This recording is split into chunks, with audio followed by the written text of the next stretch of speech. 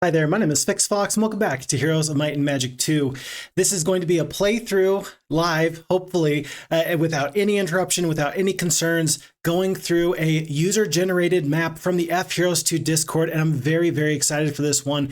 I've talked about the FHeroes2 Discord. I've talked about the fact that you can go in and use the new map editor with FHeroes2, and you can create your own maps. This is going to be an opportunity for me to get to highlight and showcase one of the many opportunities that somebody else has taken, and I'm very excited for it. So thanks for everybody to be here. Very thrilled to see you all here.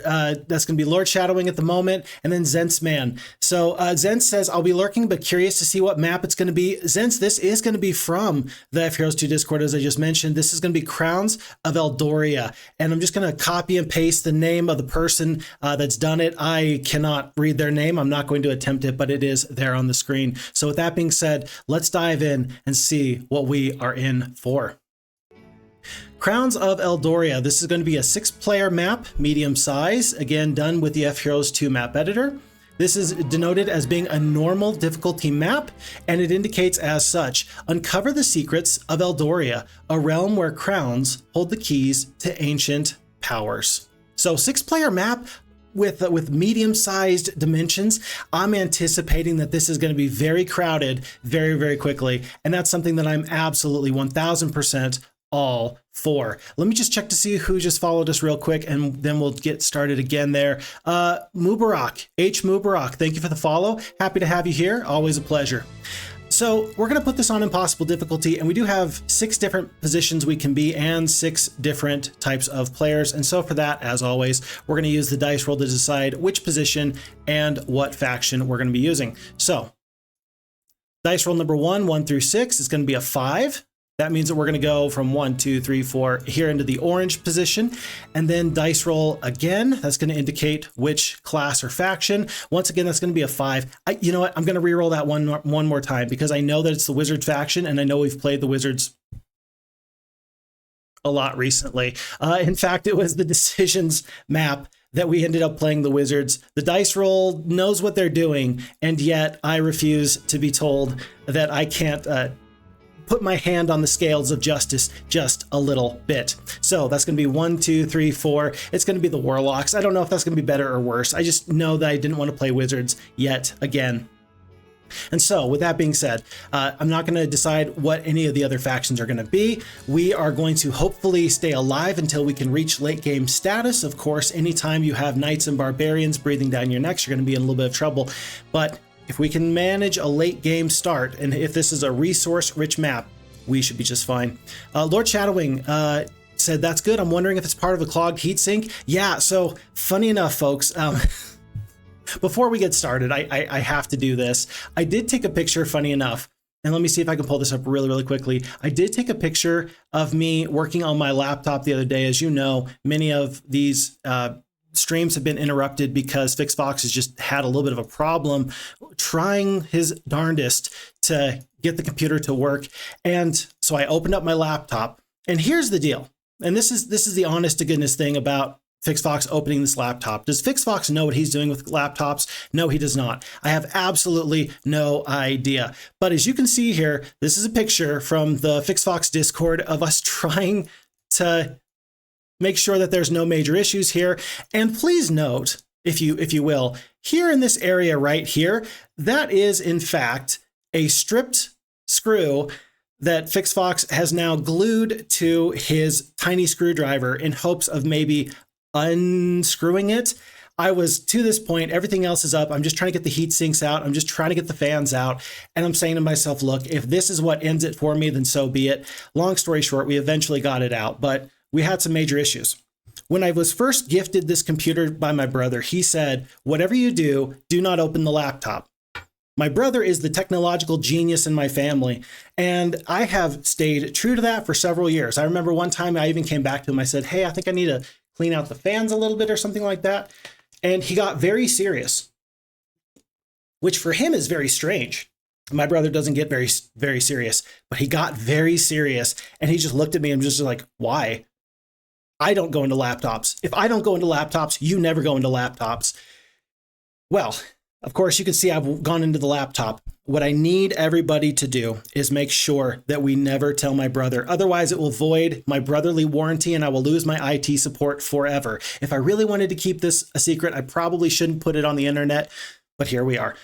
So if the laptop doesn't work at this point, after we've reapplied some thermal paste, cleaned out the fans, so on and so forth, I'll be very, very surprised. But for now, I do believe that we're going to have a real nice time, so long as, again, nobody tells Phixfox's brother. So, back to the game.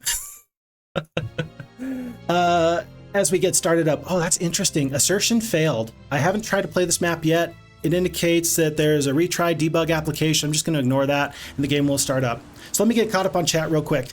Lord Zentz, good to see you here, buddy, says Steeson1. Don't play Necromancer, a resource sorceress-rich map. Ooh, Steeson always loves those sorceresses. Unfortunately, the dice roll did decide. Opius, hello. Is it just me, or does the audio sound kind of crispy? It might. Let me turn down my microphone just a tiny bit. So thank you, Opius. Appreciate you being here. Appreciate you making sure that the sound quality is better. Always going for better. And then Phixfox Brother, on the other hand, was not so good. I am the Phixfox Brother in this case. We start off with Falagar the Warlock, level 1 with 4 attack, 4 defense, 7 spell power, 6 knowledge. And why is that? It's because we start off with the ultimate crown. I am guessing that that means that everybody starts off with the ultimate crown. That is pretty intense here. We are in this sandy beach area. It looks like in the 3 o'clock position. We do have an observation tower nearby and a boat. Is this going to be a boat map? Something tells me it probably will be. Let's check out our town here. It looks like we do have the centaurs in the centaur cave. We do have a harbor where we can build a shipyard, and otherwise there's not much here. And since we start off on impossible difficulty, we have 0 wood, 0 sulfur, crystal, mercury, ore, gems, and gold. It's all a big goose egg. I feel like I must go for this observation tower first thing, but before I do, I am going to put the centaurs up just so that way we can have as much scouting opportunity as possible. Maybe Falagar is going to be just a scout, maybe not, but remember that he cannot be lost because he does have that ultimate crown. From the observation tower, you are able to see distant lands. Buy a barbarian or a sorceress ASAP with those starting skills. Yeah, with the pathfinding on the beach, that would be very, very nice. And of course, with the navigation, it looks like there is going to be lots and lots of navigation to be had. Maybe the sorceress is going to be the very, very best thing for us. Lord Shadowwing, I got you playing on the TV while I play some modded Civ 5 on my laptop. You know, I've been told that many people indicate that Civ 5 is their personal favorite in the series. I've only really played Civ 6, but I'm excited to hear how your adventures go. Maybe we can divide and conquer together. Steeson says that there is the sorceress castle close. So things that I've noticed here. Immediately, I'm just going to scan around. Genie lamp, that could be very useful. Alchemist lab, the arena for the plus and stats.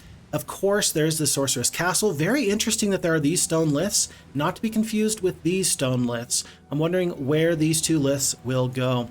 Plenty of objects in the water. I think as soon as I can get a second hero and get them into the water, that's going to be very important for me. Obelisks are on the map, so there will be an ultimate artifact in play. A couple of lighthouses, and this little island of ours doesn't...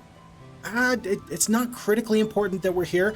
There's some nice bonuses, but ore and sawmill, that's pretty much it.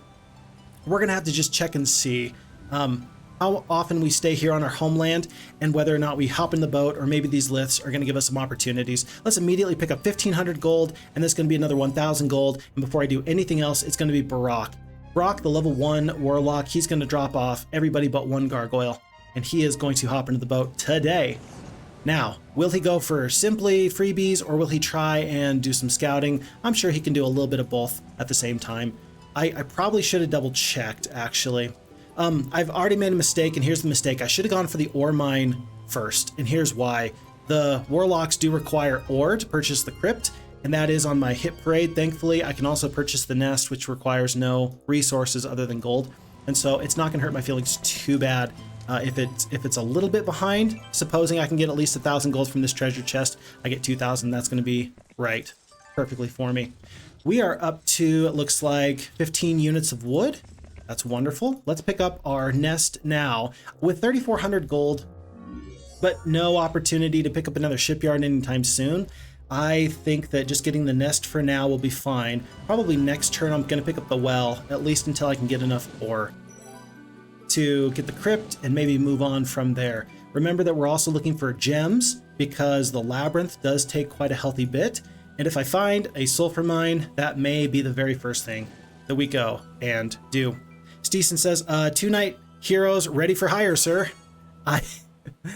So Steeson wants me to go not for the wizard, or excuse me, the warlock heroes. Instead, he wants me to go for the barbarian and knight heroes, the might-based heroes. And here's the thought process behind that as I see it. Steeson, let me put words into your mouth for just 1 second. I'm hearing that you're saying, look, you've got the ultimate crown, and so spell power and knowledge isn't going to be a problem. You might as well focus on might that will scale very, very well for you into the late game. And I really think that that's a good call, because your weaknesses as a might-based faction is going to be covered up because of this ultimate crown. I don't think that that's a bad decision. And tell you what, if it was a barbarian or a knight, we would try and make that decision, and that would be a little bit tough about which one we pick. I think for now, I'm going to go with that. Steeson, you've talked me into it. Funny enough, I put the words into your mouth that talked me into it, but you talked me into it. Yes, with 5 spell power, 5 knowledge, delicious. I'm all for it. We're going to leave everybody but, well, tell you what, I think that it will be Dimitri that we do try and take along with us. He is going to be the hero that we try and beef up. And so for that reason, let's actually go in this direction. I think that he's going to go a little bit slower over the beach, but we did notice that you can get to the ore mine just a little bit quicker. And then Falagar is going to hand off the crown and then probably dive through these liths in just 1 second. Steeson says, keep the peasants, trust me. Steeson, I'm trusting you. I'm trusting you. I'm sure that the peasants will not let me down. I've never been let down by peasants in my life. Maybe just once or twice. I'm going to make Falagar use as much of his movement here as possible, just in case it ends up being that we need to come back through the liths and then stay sitting here. I don't want to. I'd prefer to have Falagar have less movement points at this current juncture than our dear friend Dimitri, the knight, who is now our primary hero. I will take the gold here more than anything else, and let's see if Barak should land or if he should do something else. I think that this little patch of gems is going to be enough to help me move forward, and so I am going to go with that. By the way, the liths did take us here kind of more to the center of the map, near an obelisk, near some treasure. I'm excited to see what Falagar can do here. Vammy says, hello, Phixfox. Hello, Vammy. It's a pleasure having you here. Nice to see you. Hope you're having a wonderful day. I hope Lord Shadowwing, Steeson, Zence, and Vammy are all having a wonderful day. I'm hoping that if we're having Phixfox as the background music, that whatever else you're doing in the foreground is going very, very well for you. Very well indeed. It's day 3. It will be day 4 when I pick up these stables. I need to hit spacebar just 2 more times just to see if these liths are going to take me to anywhere else. It's just good practice in my mind.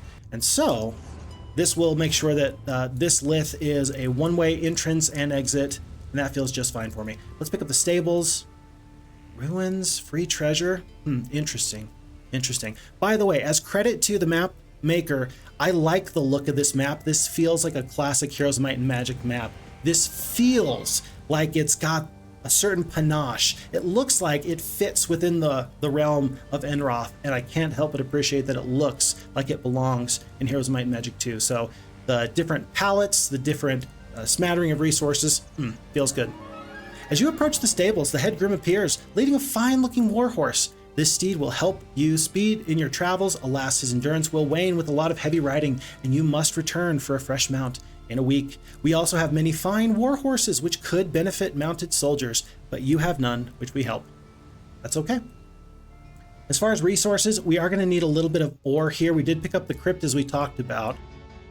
Ore is going to be more for the green tower later. Let's pick up the well now before we do anything else. But that does determine whether or not I go into the ore here or kind of clear out this area. If for no other reason than I need to scout, I think I'm going to pick up gold and the likes. That's going to be my priority there. CHCHQS, Chickas. That's not how you say your name. I'm so sorry. Thanks for the follow. I appreciate you being here. Thank you so much for the time.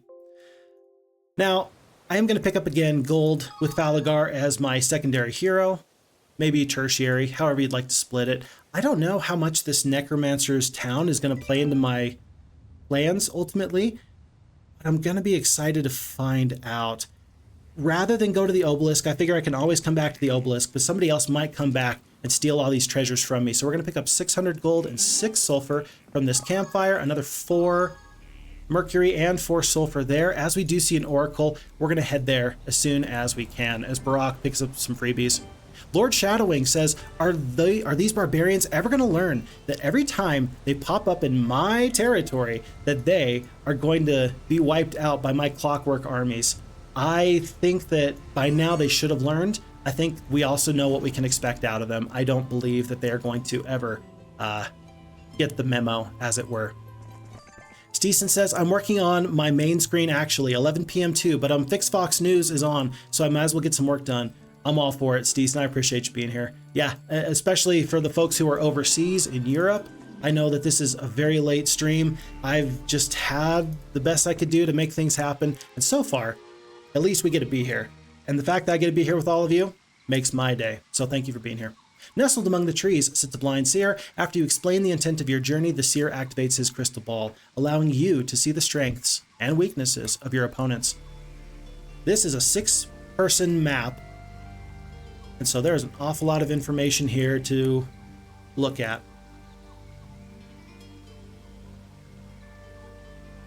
So one very important thing that I'm already noting is that there is a blue Maximus the Knight with 7 attack, 7 defense, 5 power, 6 knowledge. Do you think he has an ultimate crown? I think he has an ultimate crown. That's a little scary.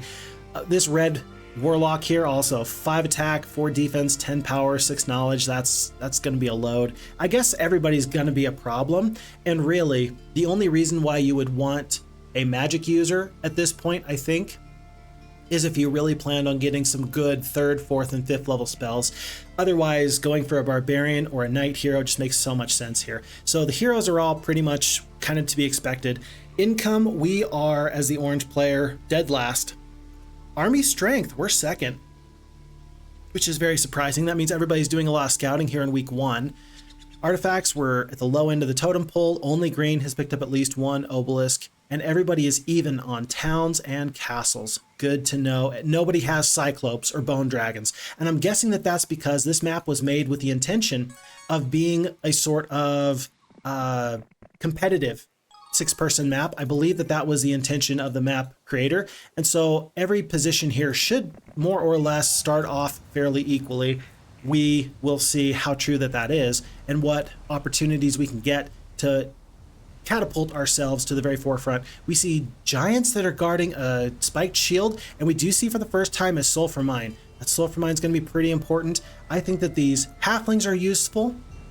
Unfortunately, we're not going to be going through these ghosts with halflings and a gargoyle, but let's grab the halflings and then move. Halflings are going to slow us way down. Do we really want to fight with our scout? I think not, actually. So for that reason, I was going to pick up the halflings. I think we're actually going to go north and see what else we can discover before Falagar is ultimately attacked. And something tells me he's not going to last too long. I love shipwreck survivors. I can't lay off of them. I have to pick up here, and here. That just feels like the most important thing. Even though this lighthouse here and up here could be really intriguing, I just don't see that being better than rolling the dice and hoping for a really nice artifact. So that's what my general plan is. This air summoning altar is unique to me because several Arc Magi, I can use the air elementals to potentially take the Arc Magi, but not yet. I think that with these forces, even if I got rid of the peasants, I would want at least 1 additional week's worth of gargoyles, 1 additional week's worth of griffins. So let's plan on coming back in just a moment. Otherwise, let's roll the dice, as we've been mentioning, and step on the Witch's Hut and get something so good. Let's get something so very good. Basic wisdom. Wonderful. For Dimitri, for the knight-based hero, we just covered up our biggest flaw. That could not have gone any better. This Witch's Hut, sometimes it feels like it's a little bit of a trap, a little bit of a bait to step on a Witch's Hut. In this case, I feel great knowing that we chose correctly. This is like in Indiana Jones where, you know, we have the different cups that we could have chosen. and we did not choose poorly. Steeson, your massive army strength is because of the peasants. You're totally right, actually. At the Oracle, it indicated that we were strong because of the peasants. 47 peasants. Hey, don't knock them until you've tried them. You come upon the obelisk, made from a type of stone you have never seen before. Staring at it intensely, the smooth surface suddenly changes to an inscription. The inscription is a piece of a lost ancient map. Quickly, you copy down the piece, and the inscription vanishes as abruptly as it appeared. There's going to be, it looks like, probably 15 obelisks, if I had to guess. Yeah, I'm guessing about 15 obelisks. They are going to be many and not very far between at all. It's day 6. Let's plan on heading back in this direction so we can pick up the stables and then go south. Vami is saying, I just got off Minecraft with someone and now I'm chilling on stream because it's late. Yeah, Minecraft is one of those games where I never got into it, but I recognize it as being an all-time great kind of a game. And it always hurts my heart when people say, oh, that's a game from like my childhood. You shouldn't play like a older school game. Just because the graphics are blocky doesn't mean that the gameplay isn't absolutely smashing. So I think that is an excellent way to spend your day with a friend. And I'm very glad that you're enjoying yourself some Minecraft. I'm more in the Factorio range of building type of games, simulation sandbox, but still, I got a lot of respect for Minecraft. Also, are Cavaliers champions the only mounted units in Heroes of Might and Magic 2? That's funny. Are they? It's a very unique question. Are they the only mounted creatures? Do we count centaurs? If we count centaurs, maybe not. But I think that we all know why that's funny. I don't think we can really count the centaurs. We do see Ariel with even a few sprites. This is too big of a problem for us. I don't really want to lose this enchanted hourglass that we got from that shipwreck survivor. Plus 2 to all your spells. It's not really going to matter, but it could be useful for our knight-based hero. It could be useful. This genie lamp, I think we can land, take it, and then we can just have enough genies to defeat anybody here on the high seas. I think that this is the very best thing for us. I don't think that these...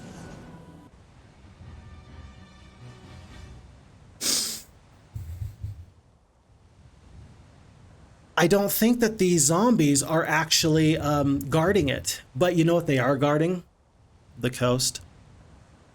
Once again, this is why I need an emote that says Phixfox got busy talking. This is the perfect example of Phixfox was talking quicker than he could think, and that is definitely a problem.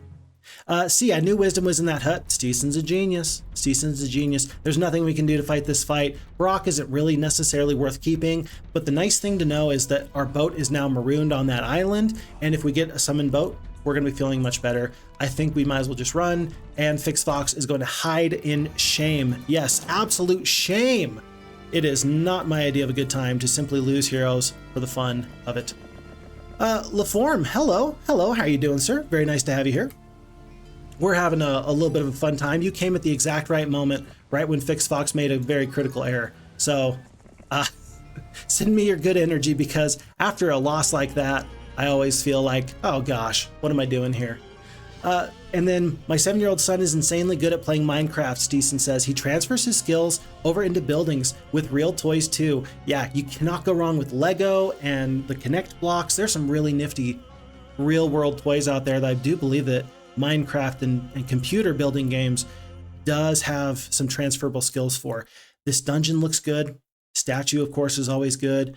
I don't think we really need the marketplace. There's no way we're getting the green tower. We will be able to upgrade the maze.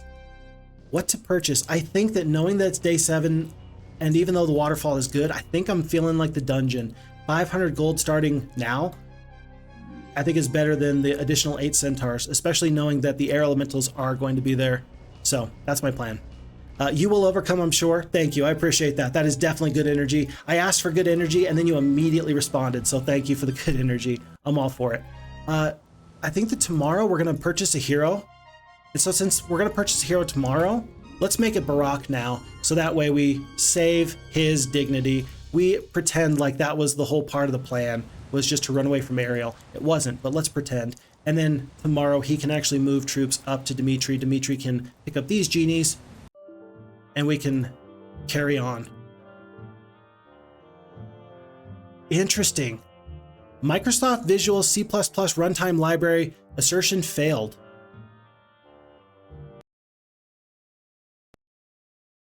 And the game disappeared. This is not Phixfox's computer. This is something with this particular map. No, say it ain't so.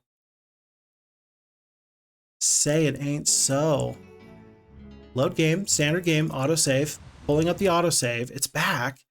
But I wish I could show you this error message that I'm getting here. It says assertion failed. FHeroes2 file path for information on how the program can cause assertion failures. See Visual C++ documentation on the asserts. I did look up one other map that I pulled off the FHeroes2 Discord, and it ran just fine. This one I did have to ignore this assertion that was failed to start this game up, and now I'm wondering if there's an object on the map that an AI player is trying to interact with and it's just not working. Maybe it's one of the new graveyards, maybe it's, I don't know what it is, but whatever the case is, folks, I think that this scenario is actually done for. Yeah, it's just done for. After the second reload, I don't think that I can just click past this and hope for the best. So unfortunately, due to no fault of my own, whoops, then we're having a little bit of trouble. Okay.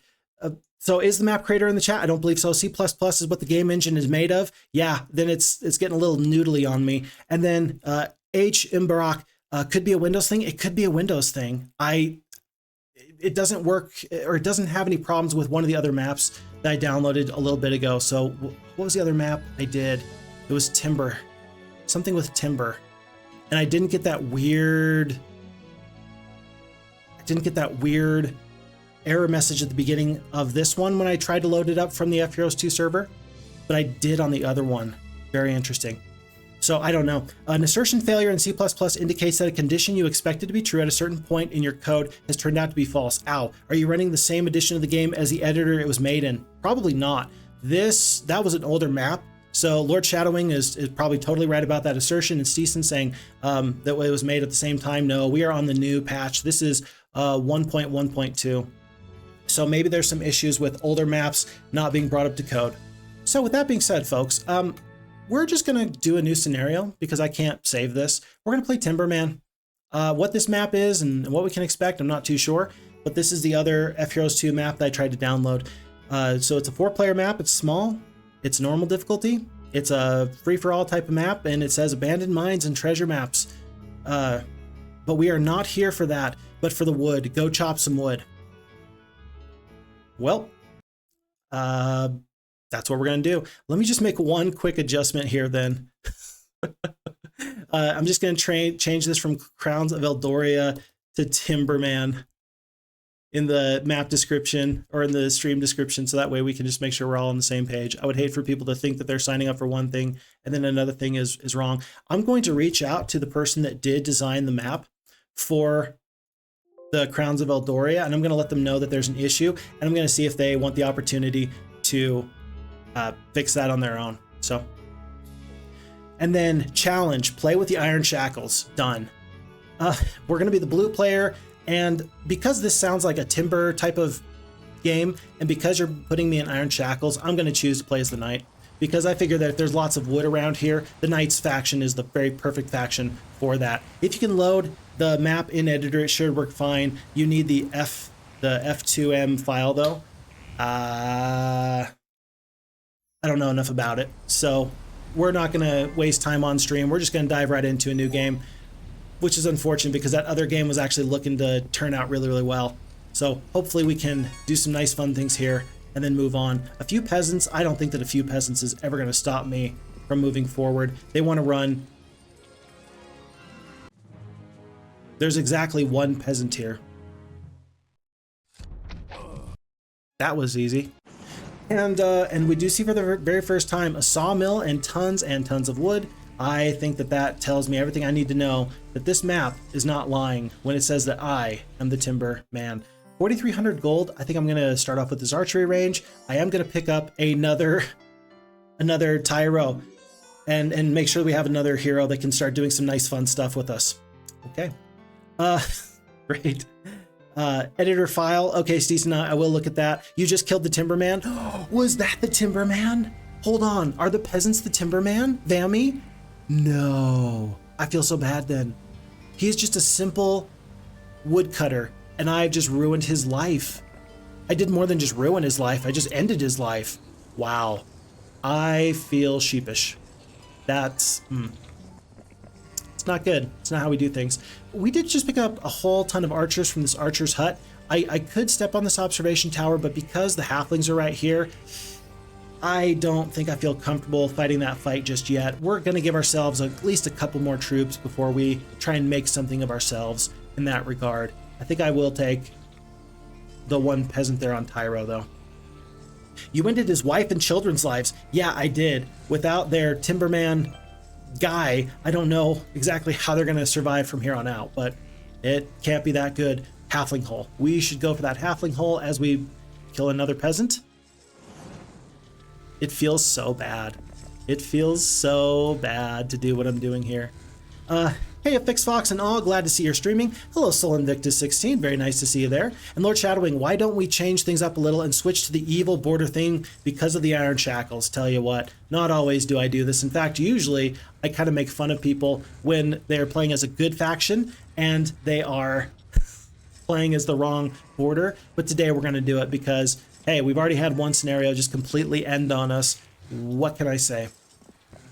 My plans are already out of the window. We might as well just have fun. Isn't that always what we do, though? Have fun? I think so. I think that's what we do around here. I do see this artifact, the Minor Scroll of Knowledge, plus this Shrine of the First Circle. Might be worthwhile to pick up a Mage Guild sooner rather than later. And in fact, I'm going to do that right now. Just so that way I can tell. I want to know if it's worth it to come back for spells right now or not. Cure, View Resources, Bloodlust, not really good enough to come back for. Then again, if this is a good spell, we're going to wait and find out exactly what we're going to be up against right there. The Iron Shackles are punishment for your crime. What crime? What did Phixfox do this time? The nice thing is this, is that I'd like to think that I'm a generally good person, but I also recognize that I make lots of mistakes all the time. And so I'm sure that I did something worthy of playing with the Iron Shackles. Surely I did at least one wrong thing here. So be it. You can't get to this Hut of the Magi because of the halflings there. You can't get to this halfling hole because of this horde of peasants. You can't even get to these peasants at all, actually. Oh, yes, you can. The peasants are awed by the power of your forces. They want to scatter. Do you want to engage them? Absolutely. They are free experience for my 28 archers and 1,000 experience here in the gazebo. We're going to grab the gazebo like so. We are going to go for the luck because I just don't think I'm going to have enough gold to really use diplomacy very, very well. But very interesting to see the +1 in the attack skill. I'm very much okay with that. The attack skill for the knight is always a nice little pickup. And I think that Sir Gallant can go out of his way to grab those halflings in just one moment.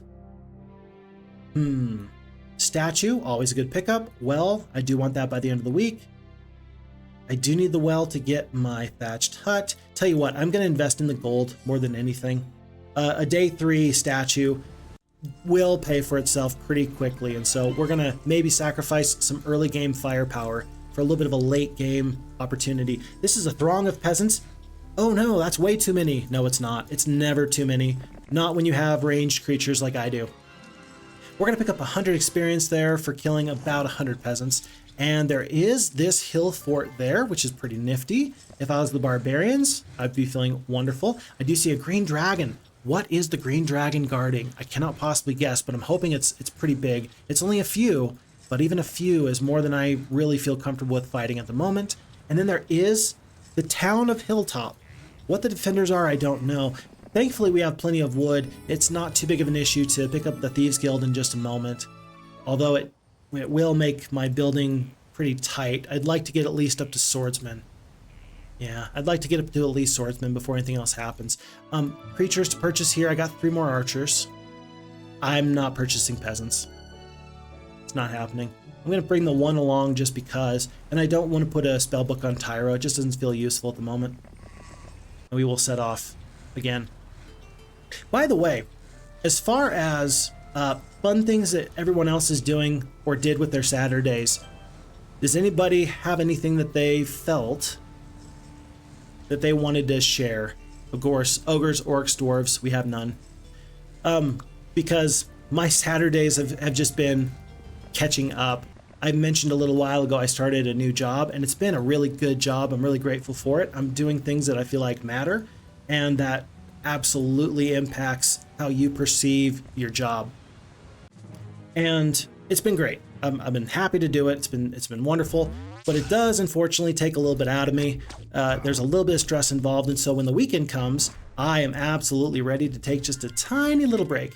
And this is the way I would like to spend my time with y'all. There's nothing else I'd rather be doing. But enough about me. Did anybody else do anything that was fun, relaxing, exciting, thrilling? Was there a big chore that you finally got out of the way? Or are you just living life and just like me, just trying to take some time off?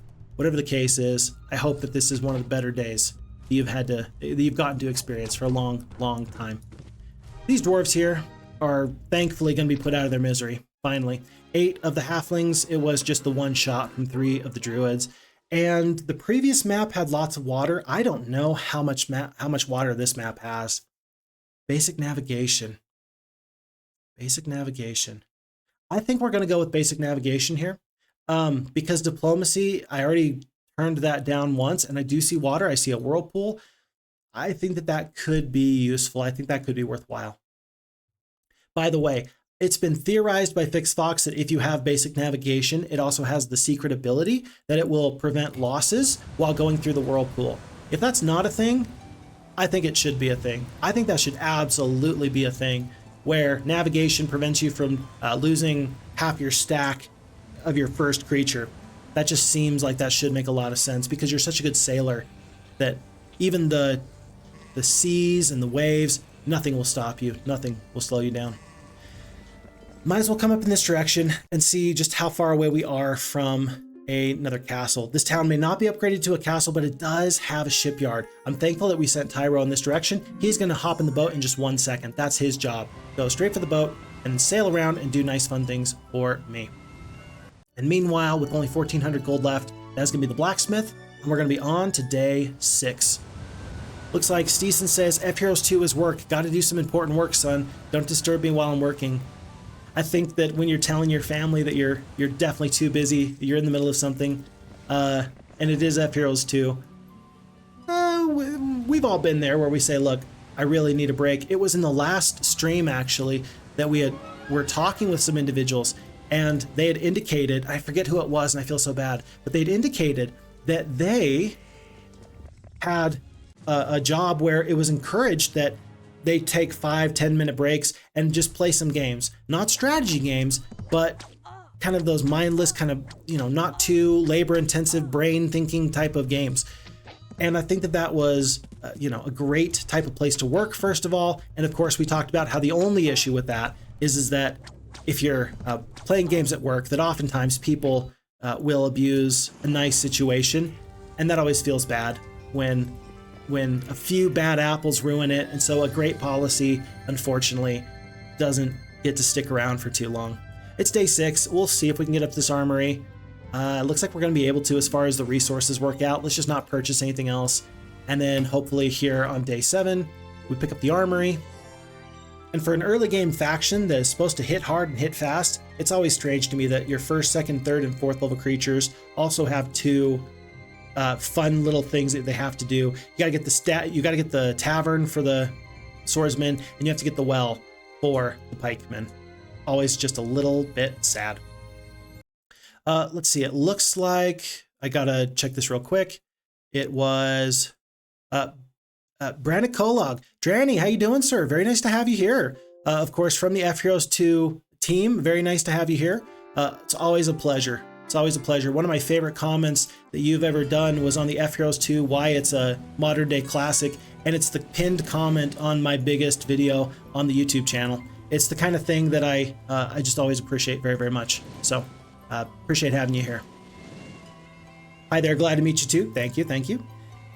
And then Vammy says, I know I already talked about this in the Discord, but Eric's the Jerk really feels impossible to Black Dragon rank in FHeroes2, and really hard to beat in the base game.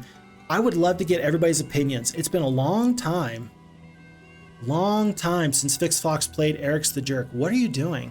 A couple of green dragons are just hanging out on the beach. That's a little bit scary. I don't know what to make of that.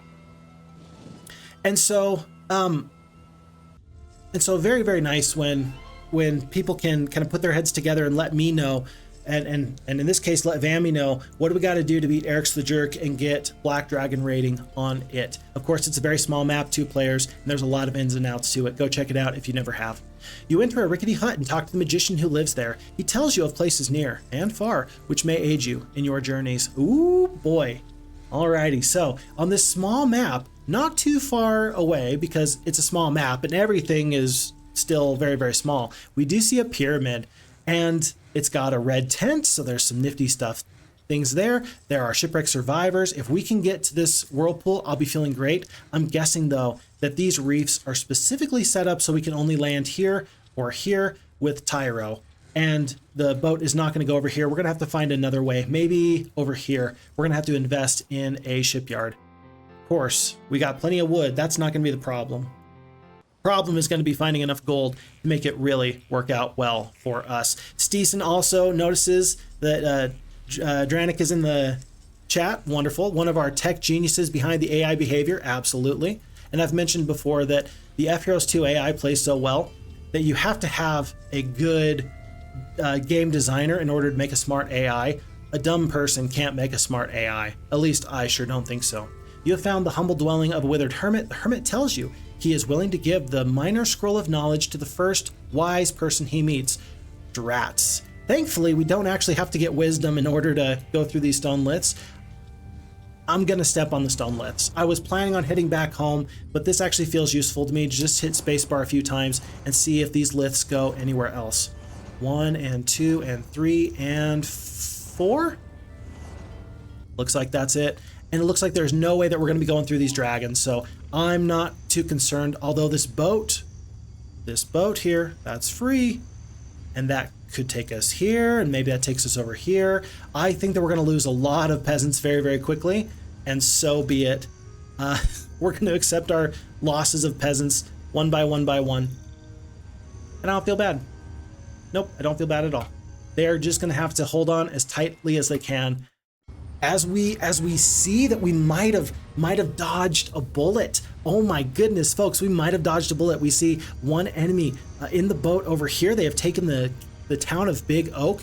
That's so very scary. I feel like I've got to get these shipwreck survivors, but on a small map, do I really want to possibly lose Sir Gallant, the man, the myth, the legend, and do I want to lose this boat? I sure don't think so. Maybe the only other way I can get to this area is when I purchase a shipyard here.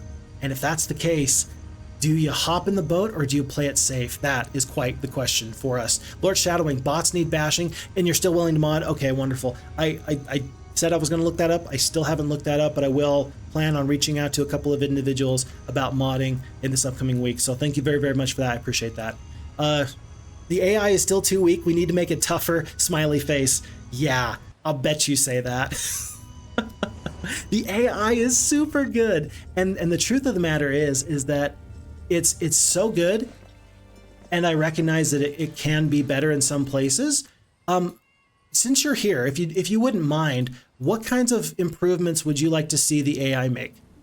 This is really kind of putting you on the spot. Feel free to say, well, I don't really have any thoughts at the moment that I'm willing to share or that I feel like I can share. But if you have any thoughts about what improvements you would like to see from the FHeroes2 AI, I think that a lot of people would be very, very interested to hear those thoughts, if you'd be so willing.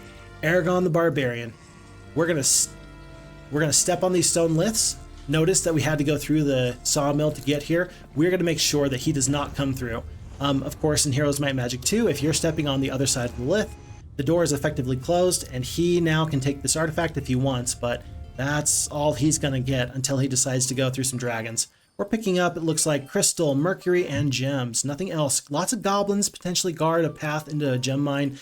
Perhaps this area has more secrets than at first I thought. I will grab this marketplace and then probably next the shipyard.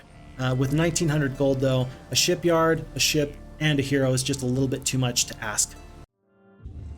Let's see, Vammy says that the goal is 41 days for Black Dragon rank, and 41 days is really...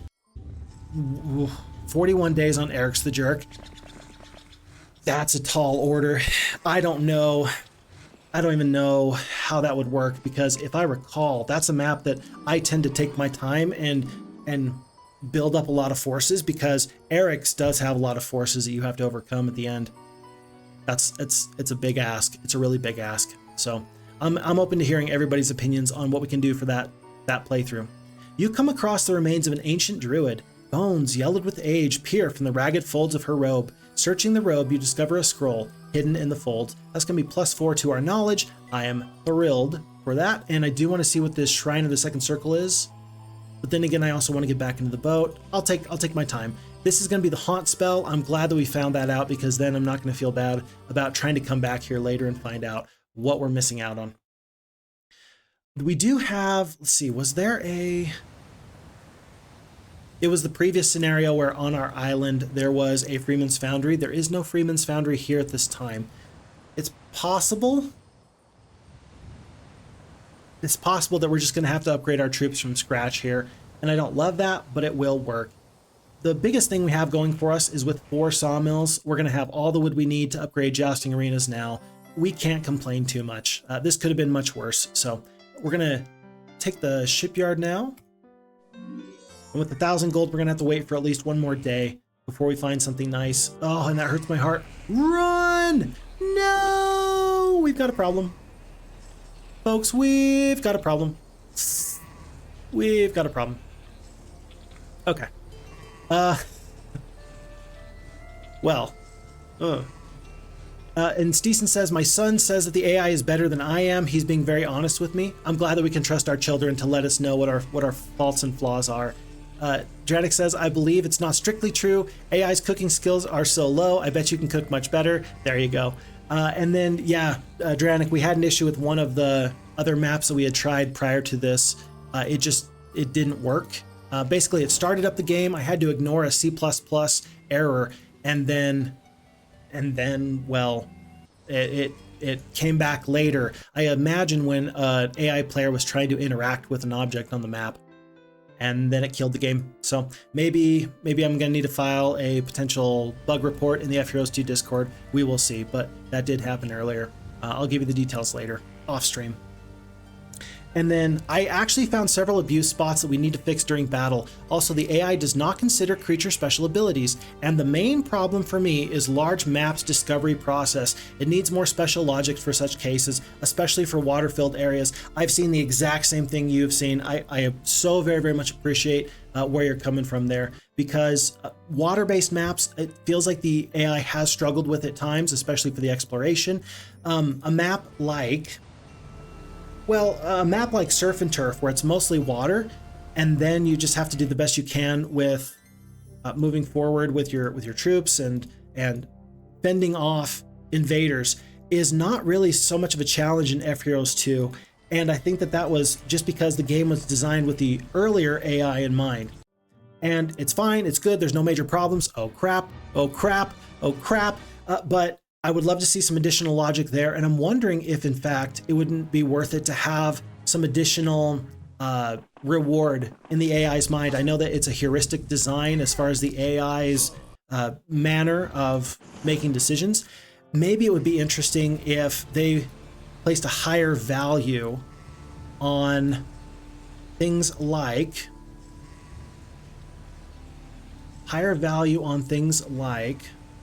roads. And then map designers could specifically take roads from one castle to another and help assist in making sure that the AI found their way home. I think that these forces are far too many for me. Trolls, yeah. If we have all of our forces, I think that we can win this. And I am going to take the time to upgrade the Rangers now. That's an investment that I can't fully upgrade these archers into Rangers, but I'm going to get half of the stack anyway. And even that little bonus is going to go a long, long way for me. We're going to pull the halflings into the army, and maybe tomorrow we set off. Let's see what Aragon does. If he grabs this artifact, I'll feel kind of sad. We're going to have to wait and find out. I have no idea what the AI is going to do here, but this feels bad. Having lost one hero with the boat that was free, and then having lost, well, maybe Aragon's going to give us a boat back. I don't know. But he's got plenty of artifacts. He's picked up shipwreck survivors. What's going to happen here? I do not know. I cannot say. The fact that he ran in that direction, though, we can still fight him this turn, and we can resupply now. Let's purchase all the troops we can. Let's focus on what matters most. Ranged damage here. We got to deal with the trolls somehow. The ogres are 2 speed. They're going to be very, very slow moving. And I think that not the peasants really, but everybody else can support this army in a meaningful way. What if we just purchased out the rest of these rangers? 7 more rangers. 17 rangers, 11 of the archers, 19 of the halflings, 70 of the peasants, 3 of the cavaliers. Is that enough to defeat this army? Let me think on that while we check out the chat. And then let's see. I actually found several abuse spots. Let's see, we just talked about that. Vami says that the AI is very good at coordinating its heroes, but there are still things that a human can do that the AI can't do, like thinking 2 steps ahead or understanding context clues, i.e. if player starts in the corner and the enemy starts in another corner and it's a 4-player map, a human can guess everyone starts in the corner while the AI can't. And Trenlow says, don't let them get into the boat. But yeah, that's a very, very excellent point on the AI. Context is never going to be really a thing that you can really do for AI. Context clues, I mean, we use context clues in the sense of we're identifying potential issues and threats. Our pattern-seeking brain as humans is evolved in order to recognize things that are out of place or could be beneficial to us, either to seek out things that will help us. For example, sugar makes our brain go crazy because we have a little bit of fruit, a little bit of sugar, and we say that's good, that's calorically dense, and we're going to go after it. We see, glinting eyes in the middle of the night, and the hair on the back of our neck goes up because we associate that with a threat or a predator. And so the AI is going to use those sort of heuristical abilities in order to still make decent decisions. It's going to take those data points in, but the interpretation of those data points is always going to be very, very difficult. I hope that sounded smart, because as I'm sitting here, it felt smart. It's probably totally wrong too. So feel free to call me on how smart or dumb that was. But anyway, okay. And then Draniks says, we need to investigate the crash, make a report, or contact me or the FHeroes2 team. There's lots of broken maps out there. Sometimes people create maps with broken or illegally modified editors, which lead to incorrect objects or logic. We've already fixed several such broken places. Maybe this is one more case. Okay. I'll definitely do my due diligence there to kind of help the project along. I love the project, and so I'd love to see it do very, very well and continue. We don't have a marketplace. Oh, we do have a marketplace. I'm thinking it's time to trade wood. We're going to trade at least first 500 gold worth of wood to pick up a spell book. And then, oh, I mean, is wood going to be hard to come by? So long as I leave myself with 10 to get another shipyard, I think I'll be fine. With another 1,200 gold, I can purchase all these archers into rangers. Should I get some stout troops with the swordsmen? Maybe with the pikemen. These peasants are not going to last. Let's leave them behind. Let's invest in 5 of the swordsmen. And I think I do want this fight.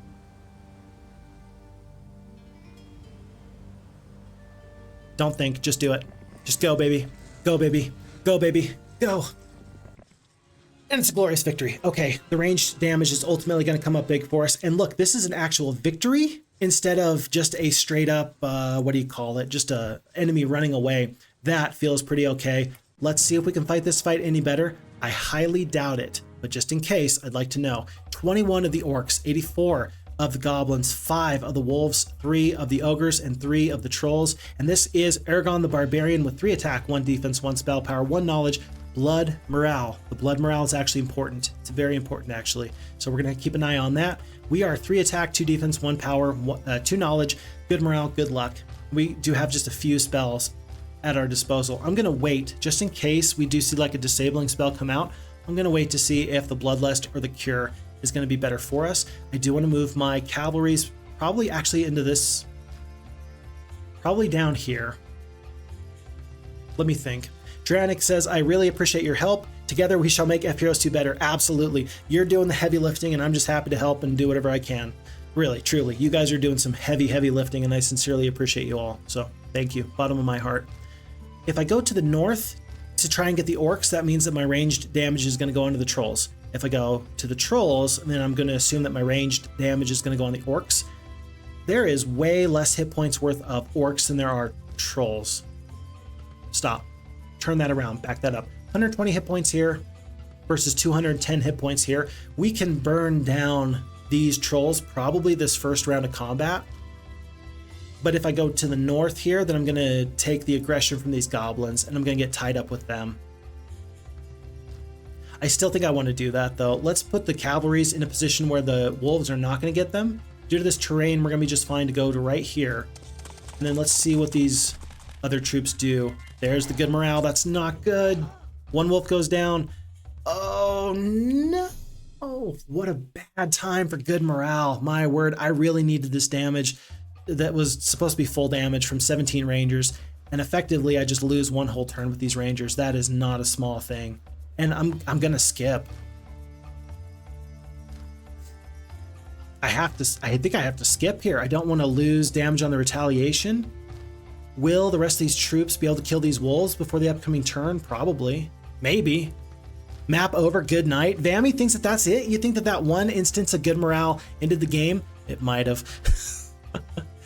It might have. In fact, it might have. Let's attack. We're going to lose how many rangers? 2 rangers, probably. With the good luck, at least we're going to kill 2 wolves. We do kill 2. 8 damage. We didn't lose another ranger on the retaliation, but we're going to take so much heat. 12 down to 9.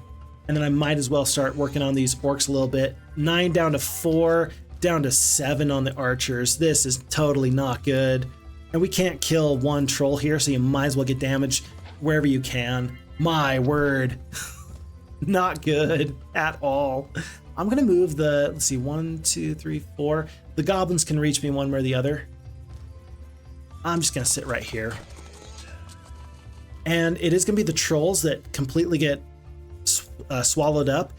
I didn't cast the Bloodlust, but they didn't cast a spell either. I think I'm going to plan on Bloodlusting the halflings in just a second. I don't know who these trolls are going to attack. It is going to be the halflings. Sheesh. Sheesh. 20 hit points left. Can we do 20 hit points worth of damage? Maybe. If we do max damage, we could maybe kill almost one troll here. We do 8 damage. Never mind, that's not enough.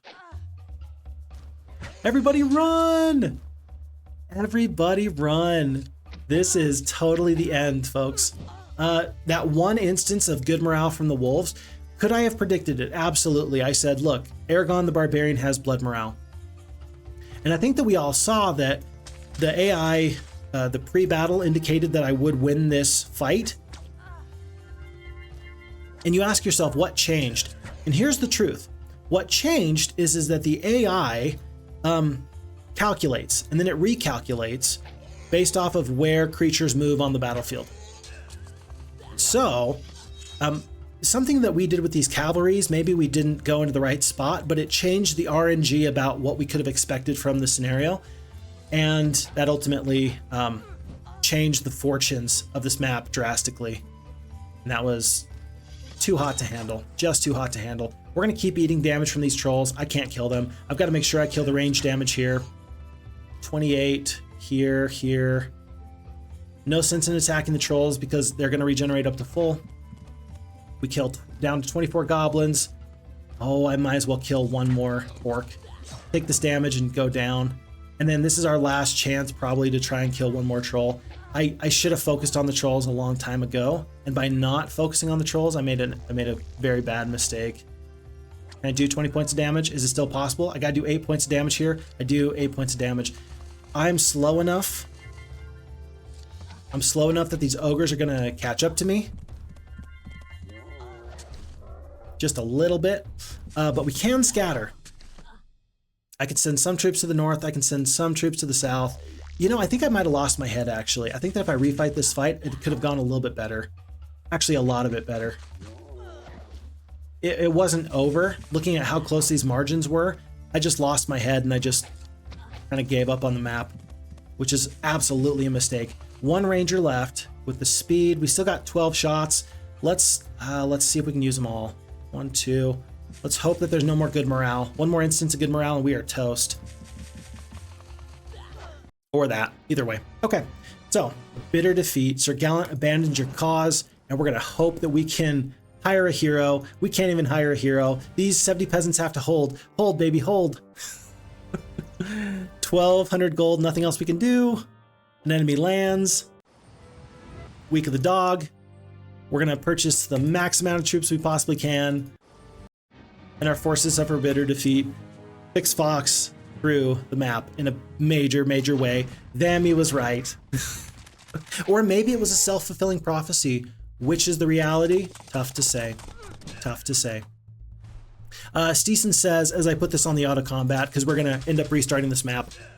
Man, what a weird streaming day.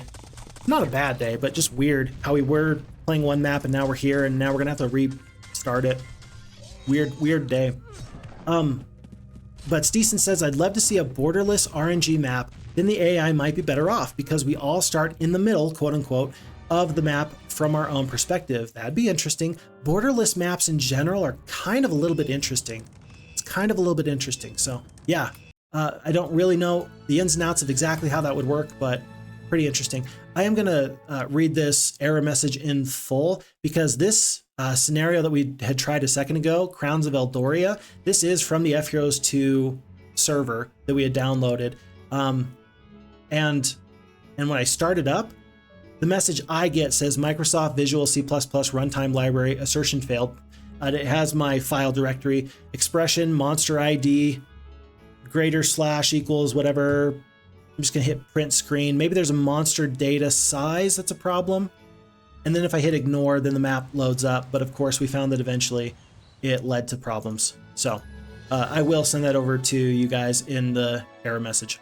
But for now, let's go back to Timberman because this map actually is looking like it's gonna be a little bit fun. We're gonna keep Heroes of the Knights and we're gonna dive right back in. We do get to stay with Lord Kilburn, which I'm all for. Picking up ore, picking up gold, as much gold as we can get. This one peasant, dead. We lost a peasant? How do you lose a... We don't have any archers, do we? Wow. Ooh. We're gonna skip, let them come closer, and we're not gonna lose a peasant because I'm better than that. Ugh. Okay. And then as we pick up some of these freebies, another hero is going to get hired today, I do believe. 3,000 gold. Yes, it's going to be Sir Gallant. Sir Gallant is in the fray, and he's going to assist very, very much so. This time I'm going to see what this first level spell is. Via resources, that's not going to move the needle for me. But he's going to pick up this archer's hut. That's going to be 27 archers total with the 39 peasants, and we have just enough gold. Purchase a well. Lovely. Okay. All you say about the AI is 100% true. It's not really easy to describe the pattern you expect with bare words. After that, we need to work out logic formula to allow the AI to behave properly in most of the situations. And that's so very true. You talked about some exploitation, where some people could make some exploits happen in a map. And I think that that's probably, you see people play in a way that you say that was not intended. We didn't mean for you to circumvent the difficulty of a scenario or a situation just because you outplayed the AI because you knew what the behavior would have been. I'm hearing you say that. That's not what you said, but that's what I'm hearing anyway. You probably said it more succinctly than I did. All the same. +1 defense. Soldiers living in the fort teach you a few defensive tricks. This time we do pick up the observation tower. Last time this was guarded by halflings. This time not so much of a problem, and we're going to continue on our way as we pick up more wood. So much more wood. We do have to get the archery range ourselves this time though, so a little bit of a slower start, unfortunately, as we go on to day 3. It could be fun to see if Phixfox could try to think like an original Heroes2 AI player. That'd be nifty. Okay, how about this? Price of Loyalty campaign. Number 7, where you have to go and defeat Count Krager, and then Phixfox plays as the green player, and you have to beat me.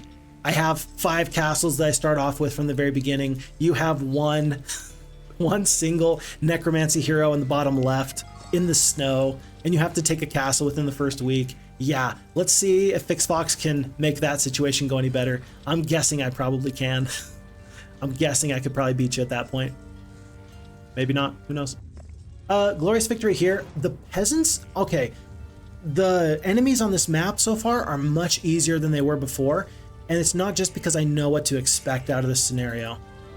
Unfortunately, this artifact is still out of reach. I'm not going to pay the gems or the gold to get this. I think we did pick up some gems already once. We do have the gems, but the golden bow right now is kind of meh. I'm just not thrilled with it. We're going to go down here. Still picking up gold everywhere we can. And I think that lots of rogues with 26 archers, if I split the archers, and then I split peasants into 3 stacks, and then I do closed formation, I think I actually beat the rogues. I think I do. Maybe not. I think I do. It's gonna be costly, but I think we do it. Procedurally generated Heroes of Might and Magic maps sound crazy, and I don't know if it's the kind of crazy that's good or bad. Yeah, absolutely. I love the idea that you always have a new map that you can just generate out of thin air. But just the process of making that happen sounds a little bit difficult to me. So yeah, good idea there, Vammy. And so we are going to get down to the problem for that map there. Sounds good. It is in map sharing on Discord. Good. And Dranik says he did find it, so wonderful. Okay. I did something good today. Wonderful. I'm always happy to do good stuff. Folks, if you ever wonder if peasants are useless, I want you to remember this fight right now. This is the exact kind of fight that peasants are useful for. It's not that they are great. It's that they are serviceable to get in the way and protect your archers so that they can live and fight another day. That's all they got to do. That's all they got to do. And in this case, they did a wonderful job of that. I didn't lose a single archer, and who cares about one peasant going down. 152 experience as we do pick up these halflings in just half of a second. And the blacksmith for now. Oh, we are short on ore, aren't we? It's not good. Let's see. It's decent. I meant like trying to think like they did back then. Oh, okay. Gotcha. I kind of took what you said and then I ran with it, didn't I? My apologies. But yeah, could you replicate the old Heroes of Might and Magic 2 AI? And I gotta tell you, I don't think I could, Steeson. I think that I've played FHeroes2 often enough now at this point. It's stuck in my head. I know I'm very familiar with the FHeroes2 AI to the point where the other day, the previous stream and decisions, there was a zombie that did something completely unexpected, and it was different enough that I noticed that that was because of the new patch that we were playing on. That's how familiar I am with the AI from FHeroes2. I don't know if I can remember how I felt when I was playing Heroes of Might and Magic 2 Gold. I just don't know. A nomad trader seeks protection from a tribe of goblins. For your assistance, he gives you a finely crafted pair of boots made from the softest leather. Looking closely, you see fascinating ancient carvings engraved on the leather. The fact that that is free is so very good. We're gonna grab this gold, we're gonna go back, drop off the boots, and then it is gonna be Sir Gallant that goes into the boat in just one moment there. This is actually going much better already. Much better already. And perhaps, is it going better because I know what I'm getting myself into in this scenario and I'm doing better because of that? Quite possibly. I don't know. It's kind of my thing. It's got to be very hard to make maps because it's very difficult to test the maps for a first-time playthrough. Oftentimes I'm doing first-time playthroughs here. And when I do, some maps you need to know where to go and what to do in order to be successful. The one that comes to mind probably the very, very most is Ghost Planet. If you've never played Ghost Planet before, you're going to have a real bad time. But if you've played it before and you've got a decent strategy and you know where things are, you can manage a victory, albeit with great difficulty.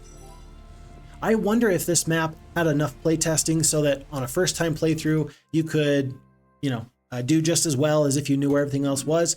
Maybe you should have a map like that, and maybe you shouldn't. I don't know. I don't really have an opinion. Just a question. Not really an opinion, just a question. Month 1, week 1, day 5. And dang it! No! We do lose Sir Gallant. Thankfully, he did not have Nomad's boots on him. Ouch, that hurts so bad. I want these shipwrecked sailors. 1, 2, 3. I want them all. Ugh. And we lost our boat here. We can go get a boat here in Yorksford, but we're going to be a little busy over here. We'll come back, but for now, we are just a little bit busy. Darn. Let's see. Are there even any other places where there are FHeroes2 maps other than the Discord? That's a good question. I'm guessing not. I think that most of the people that are here for FHeroes2, I think that they have found the Discord probably by now. Although it does make me happy that the number keeps going up. I remember when we hit 1,000 people on the FHeroes2 Discord, and it made me really, really happy. And I think that we're up to like 1,200 by now, something like that. So, we're still finding more people. Who knew? You make a great quality game and people want to play it. Surprising. A brief stop at an improbable rural inn yields an exchange of money, tails, and accidentally, luggage. You find a magical skull cap in your new backpack. That is going to half the cost of all mind-influencing spells. That's a really good artifact, and I'm really happy for it. Very happy to have that artifact, because if we pick up a blind and our blinds cost half as much again, that's going to be very, very useful for us. Please don't pick up my bottle. He's going to. I know he will. Yep. So long, dear bottle. It was nice to almost get to read you. But still, with the Nomad's boots, we're doing better. Okay, we have found some Medusas living in the ruins. They are willing to join your army for a price. Do you want to recruit them? I think I do. Knowing that our enemies were quick to fall upon us in the previous playthrough, I think that now it makes a lot of sense just to, once again, dive right in and just be ready for any offensive that they can provide. And in fact, I think that the next place I'm going to go to is not via boat here. I think it's going to be via boat here. Even though it's going to cost us to build the shipyard, I think that this makes the most sense to me. Before I do anything else, though, let's get this marketplace here on day 7. Might as well. Might as well. Let's see. The men giving their lives to protect the women. That's the peasants protecting the archers. Absolutely, Lord Shadowwing. Yes, absolutely. I mean, the women were very skilled with a bow, and the stout backs of the peasants. I mean, they're not heavy mounted men, but they definitely did their very best to protect the women of their hearts. That's adorable. That's a good love story right there, if I've ever heard one. And I will unapologetically say that kind of, in my opinion, that's just the way it ought to be. So I am all for strong, independent women who don't need no man. I'm all for that, sure. You go, girl. But also, there's something to be said about society being built with people protecting each other. It doesn't have to be the men that are the ones that necessarily do that, right? Like you can have a matriarchal society where the women are calling the shots. I'm not here to say that it can't. The important thing I'm trying to say is that somebody's got to do the job. And if everybody is running around and looking out for their own best interests, it's just not going to work. And so men tend to really fill that role very, very well. And maybe I'm just saying what is in my heart and what I've seen for myself, but that's the truth that I know, is that I sure would prefer to be the protector and provider for my family. That means an awful lot for me. We do pull the shipwreck survivor from certain death in an unforgiving ocean. Grateful, he rewards you for your act of kindness by giving you the gold watch. That is going to half the effectiveness of the hypnotized spells. That's not very good. There's this Ankh here, just chilling right there. We could land right here. I don't think we can get into this abandoned mine or through the back end of Pinehurst. Although, where else are you going to go? This has to be passable terrain. We're not going to fight a pack of ghosts, but that has to be passable terrain. Simply must be. Jacqueline with goblins and Ergon with a couple of the other troops. They are potentially a problem. I'm going to make sure that they're not nearly so much of a problem. We're going to go through the whirlpool, and we're going to see if we can track these folks down. And I'm going to do so on the north end of this whirlpool, so that way we can go northernly and find them there. If we're lucky. We will see. There's another bottle here. I'm going to try my luck one more time in the whirlpool. As we lost, it looks like 11 and then 5 of the peasants. Oh. More have fallen overboard. It doesn't actually look like I'm losing anybody. 11-26. I thought that, I don't know where I'm losing troops. It says that they're falling overboard. I don't think that they actually are. Huh. But really, I just want to stop these heroes now before they do anything scary. I think I can beat them. And if I can stop them now, maybe I'm not going to have to worry about them later. So let's go up. They can sail around if they want. If they do, we will catch them. They're going to have to land in order to get away from me. Let's see. The men giving their lives. Yep. Also, Steeson, I'd like to see you repost the wood mine meme in the Phixfox Discord. That would sound good. Dranik says he hasn't heard of any other people posting FHeroes2 maps anywhere else. So not too much of a surprise. And then you do land. There's basically a free gold mine here. I think that I cannot stop Ergon though. I think that he has landed in the only spot that you can land, and so he's going to be safe from me for now. And that's actually going to give me a little bit of an opportunity. I'm going to sail south just to see what's over here.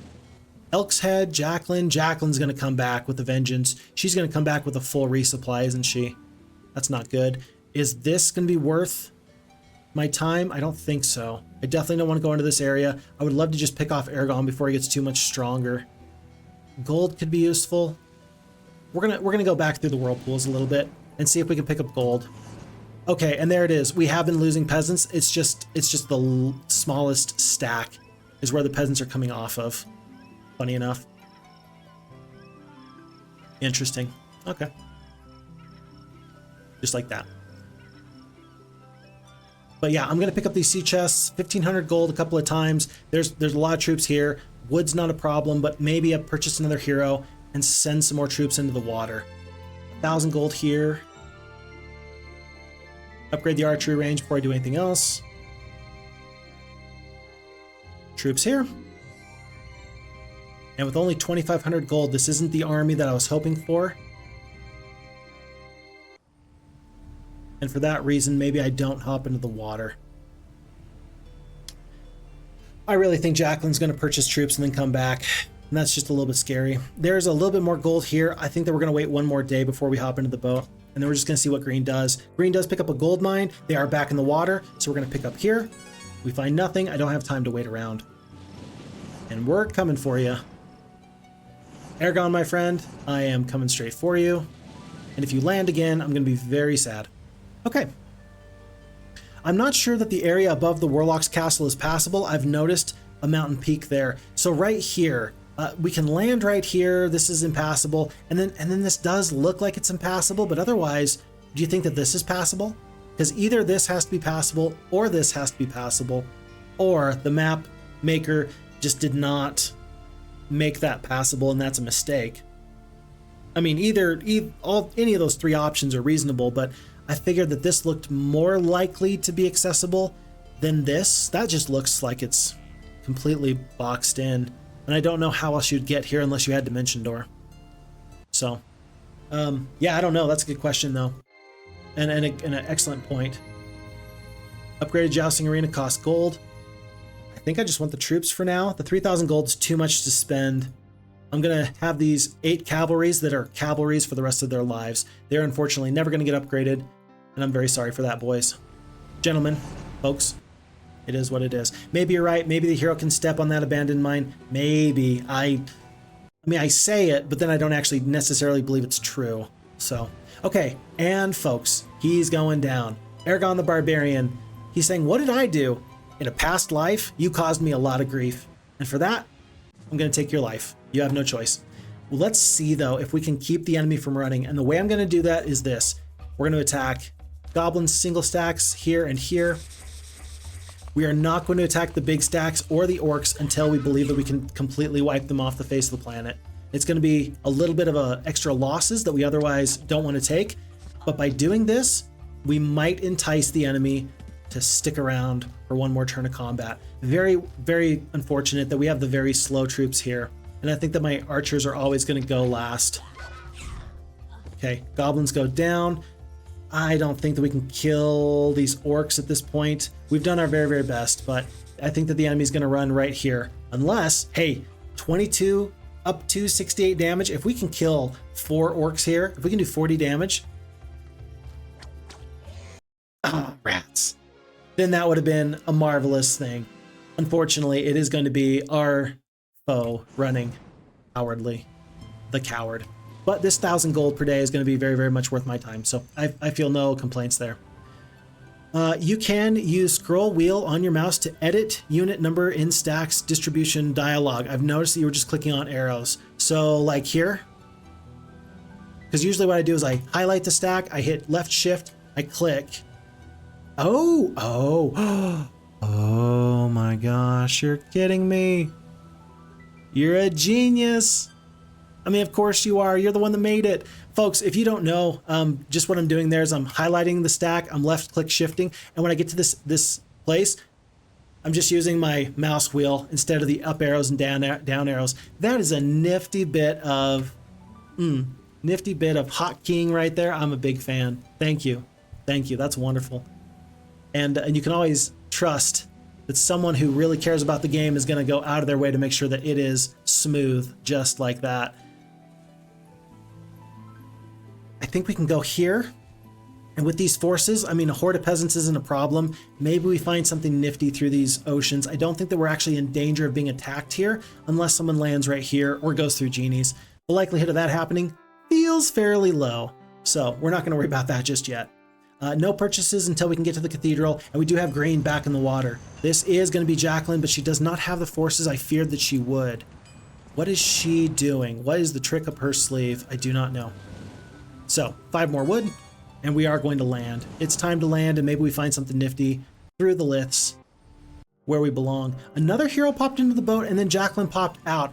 Finneous is the man. Okay, folks, here it is. So we got Finneous with several trolls, a few cyclopes, several of the ogres, lots of the orcs, several of the wolves. This is the army that we were always worried about. This army is not tough enough to take this on. We need to escape. We can't go this way. We can't go this way. We could maybe land here. No, you can't land there. And so we have to go to the whirlpool and we have to run back. Some of our army has fallen over. That's one peasant lost. Don't tell his wife, but that wasn't too big of a loss. Sorry. Okay, 10 wood. And we find the Serenity Pendant, which is not a bad pickup, preventing the Berserk from turning our army inside out. I'm going to pick up the moat now because if this does turn into a situation where we have to defend, we're going to want to defend ferociously because Finneous is definitely ready to cause us some major grief.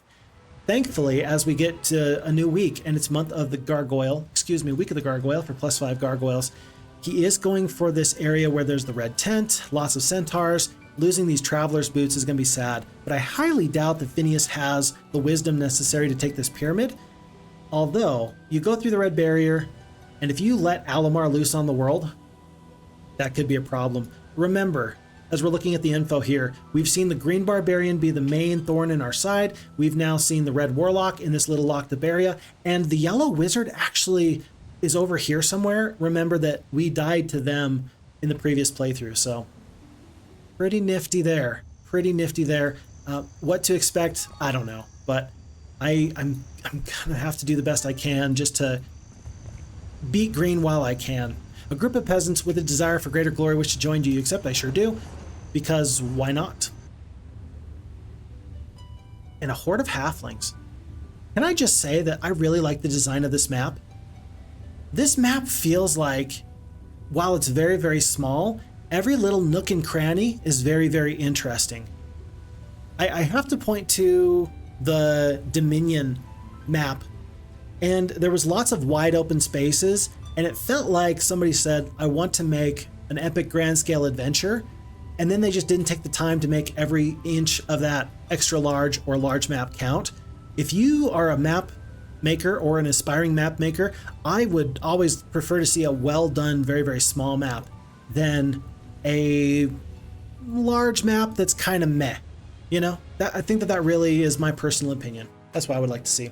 I meant to split my cavalries. I got busy talking about how beautiful the map was. Whoops. We do have great morale. It's possible that we get good morale, but I doubt it.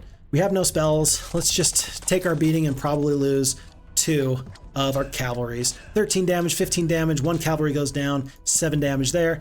The rangers are going to attack this bottom stack in just 1 moment. Like so. And then if we don't lose a cavalry here, we might never.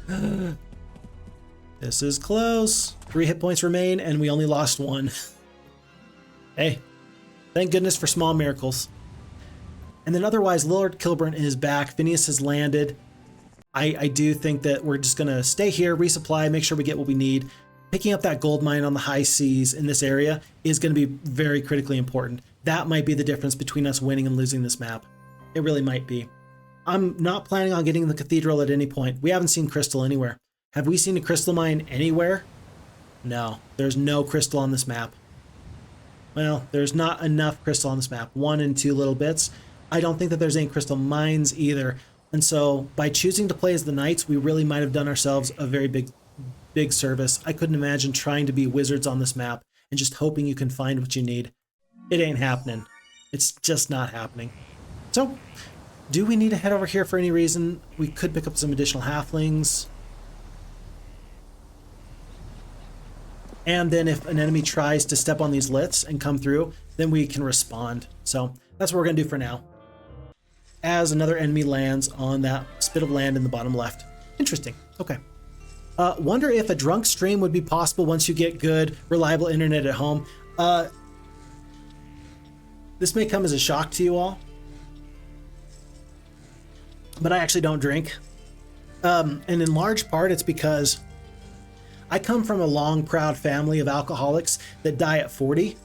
And so as a young person, it was always in my mind that if I start drinking, I won't drink until I actually end up dead. And so I've never drank, and I have no intention of ever even trying it, funny enough, because my fear is that I'll try it and I'll like it, and I'll like it a little too much. That's my worry. And so for that reason, there's never going to be a drunk stream. Tell you what though, I have no such rules about, I don't know. I was about to say something very terrible, and we're not going to go there. I was about to say I never had that conversation with myself about meth, cocaine, any of these other things, and the answer is no, we're not doing those either. But just so we're aware, I try and live a fairly clean life, devoid of things that might trip me up addiction-wise, because if I get started, I may never stop. You meet an old wizard friend of yours traveling in the opposite direction. He presents you with a gift, a wand that prevents the use of the dispel magic on your allies. So yeah, we're never going to do any kind of drunk stream. I do apologize. That is funny though. I will support you in your drunk stream. How about that? Okay. At this point, I don't think that landing is going to happen from these enemies. There are simply goblins over here. No, there's not even goblins. There's nothing here. There was a nice artifact over there. Do we take ourselves way out of our way? Gosh, I don't think so. I think that we have to hold steady. I think we have to stay put. Get big enough forces, maybe rely on the ruins one more time, and then try and defeat our enemies, because otherwise we're gonna get slowly beaten down by these green barbarians that are gonna be just a little too hot to handle. Picking up +1 knowledge at the Orcish Wishshocker's hut. Maybe we'll see how much crystal there is. We've got so much wood, 92 units of wood, that maybe we're going to be able to...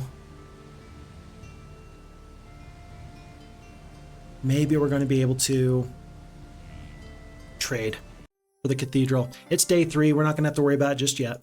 So let's not worry about it just yet. Stay and put. Finneous does land, and here's the problem. Is that Finneous has landed here on these stone lifts. They've taken out these genies. I actually think that that's a very nice and unique opportunity for me, and here's why. So this lith goes to right here. If Finneous goes back in the boat for any reason and tries to take me in this long range fight, I'm gonna sneak by and steal your stuff. I'm gonna kill your weak secondary heroes, and I'm going to basically raid your supply lines.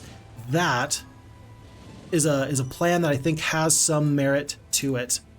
And as much as I want to land and take crystal and stuff like that, I think I'm actually going to go up in this direction and get this shipwreck survivor. I just can't lay off of the shipwreck survivors. Oh no. This is not good. This is not good. No, this is not good. Okay. Pyro, I don't really need any of these artifacts, but I really need these troops. Maybe we're about to fast travel back home. In fact, I think it's more than just likely. I think it's probable. We are going to have the 6-speed creatures. They're going to get one shot off with the boars because they're going to attack us first. And unfortunately, we're not going to get that shipwreck survivor in time. Very sad. Lack of information led to a major issue. Maybe in the future, maybe we send all of our forces immediately to try and get the wizard castle first. I mean, if they've got giants, if they have giants, then surely that's not a bad decision. We'll see. We're going to have to wait and find out what makes the most sense to us, but I do think that we're going to see Tyro go down right now. Green is landed, Tyro goes down, we are going to run. Okay, you can use the scroll in multiple places like hero speed selection too. Very interesting. So we already saw how I can use it to like split troops up, and that's just going to be another place I can use that. Very, very interesting. I'm definitely going to be looking out for more of those places where I can use the mouse wheel to great effect. Let's see. Ayo, cool to see maps made by the new map editor getting some attention. Absolutely, Arcane M. Arcane Him, very nice to see you. Yeah, I was looking and I was saying to myself, what map should we play today? And I said, look, we haven't actually really delved into the FHeroes2 maps just yet. And that was really my hope, is that we could have a nice time here today. So far, so good. Hello, Sire. Dawn, very nice to see you there. Appreciate it very, very much. Draniks says, yeah, the map is well done. Very beautiful. And they did agree earlier that it was definitely a nice option to do this smaller map and have it very detailed and very tactically and thematically interesting. We can reach all the way back, so I'm not going to do anything just yet. I need to see where the enemies go. Ideally, green would fight yellow for me. Yellow would fight green. I don't think it's going to happen. Nope, I do not think it's going to happen. Although, I am going to kill Aragon and I'm going to steal his boat. Yep, that's... sucks to be you, man. And despite what I said earlier, we are going to upgrade these troops. It's not that costly. If you look at the base level, it's 300 gold. Upgraded is 750, so basically it's 150 gold per troop to upgrade cavalry to a champion. That's not too expensive. It's really not. So let's purchase everybody. Oh, we're short on ore. Well, not for long. 1, 2, 3, 4, 5. We're gonna save the pikemen for now, but the master swordsmen are a nice pickup. Along with these rangers. Everything else should stay put. I just don't want to pay to upgrade the pikemen later. So we're going to do that for now. And then Lord Shadowwing says, hour and a half of Civ 5 is plenty for me. Now relaxing in the recliner and watching you. I hope that it actually works out really well on a big screen like an actual TV. I worry that at some point I should really make my videos not just 1080p, but like ultra 4K or something, because I do know at least a few people have said, hey, is there any chance you can go even higher in resolution? And I'm like, you want even higher? And it's a prospect I'd never even really considered, but people have asked, and I'm a big fan of listening to feedback and seeing what makes the very most sense. A glorious victory. We don't need to fight this. We just win. Just win. And while we're here, let's make sure we pick up this fort with our primary hero, while Tyro is now going to sit here on the stone lith. Let's see what the yellow hero Myrini does. Maybe we slip in the back way. Maybe we slip in the back way. I don't know. Let's keep an eye on these green and yellow heroes. Stone lith's abuse, Dranik says, with the Bob Ross face. Sounds like a thing that we can teach the AI to use as well. Here's the thing. If you give the AI more advantages, eventually I'm not going to have any tricks up my sleeve. I've been putting together a guide on how to do well at Heroes of Might and Magic 2 for several months now, and it's still not completed. And if all of a sudden I have 0 tricks of the trade, if I have 0 tips to give other people, I'm going to be kind of sad. But it's weird because on the one hand, I want to make sure that I can impart reasonable wisdom to people, and on the other hand, I say to myself, I really want the game to be as good as it can possibly be. So where does that leave me? I don't know. Tough to say. Trenlow, is there no ore pit on this map? Folks, I wish I had a hero that's got a spell book with view mines. There is 2 abandoned mines here. There's sawmill, sawmill, sawmill, sawmill. There is 1 ore mine here. There is no other alchemist lab. There's no gem pond. There is no crystal caverns. I think that this is just wood and ore this entire way through. And so wherever Green's main hero is, did they just land? Not Jacqueline. What happened to the other guy? Finneous? Wherever Finneous is, I hope Finneous goes into this area so that way I can backdoor and take the barbarian territory, because I think that that's going to be my next step towards victory. I really do. But yeah, there's no ore in my starting area anyway. So that's where I'm at for now. There should be plenty of more Medusa here. Let's go grab a couple here on day 1 of the new week. Okay, another yellow hero. What did you just do? Oh, you went back into the boat. That's fine. That's fine. If yellow lands right here, and I'm stuck over here in the ruins, I think I lose. I think I win this fight, actually. If Myrini lands, I think I'm fine. If she's got spells, I'm going to be in trouble, but I think that my forces are actually sufficient to defeat a few giants. So let's see. Maybe Myrini's going to land. It's possible. And if she does, maybe I steal her boat there. I've got enough boats. That's not really a concern, but you know what I'm saying. With 82 wood, speaking of our conversation about different mines, I can still trade resources. And in fact, I'm going to do that again. It hurts my heart to trade at such a terrible clip, but it's the only way I can upgrade my troops. And I'm going to need at least 5 more ore in just a moment to pick up a mage guild. So a very interesting designed map. The wrinkle being, of course, that you have to trade for what you need, because unless you get out on the ocean pretty quickly and pick up some of these free resources here and such, you're going to be behind the 8 ball in getting the resources that you need. So you always have plenty of wood. You're always eventually going to get everything you want and need. Crap. But no. But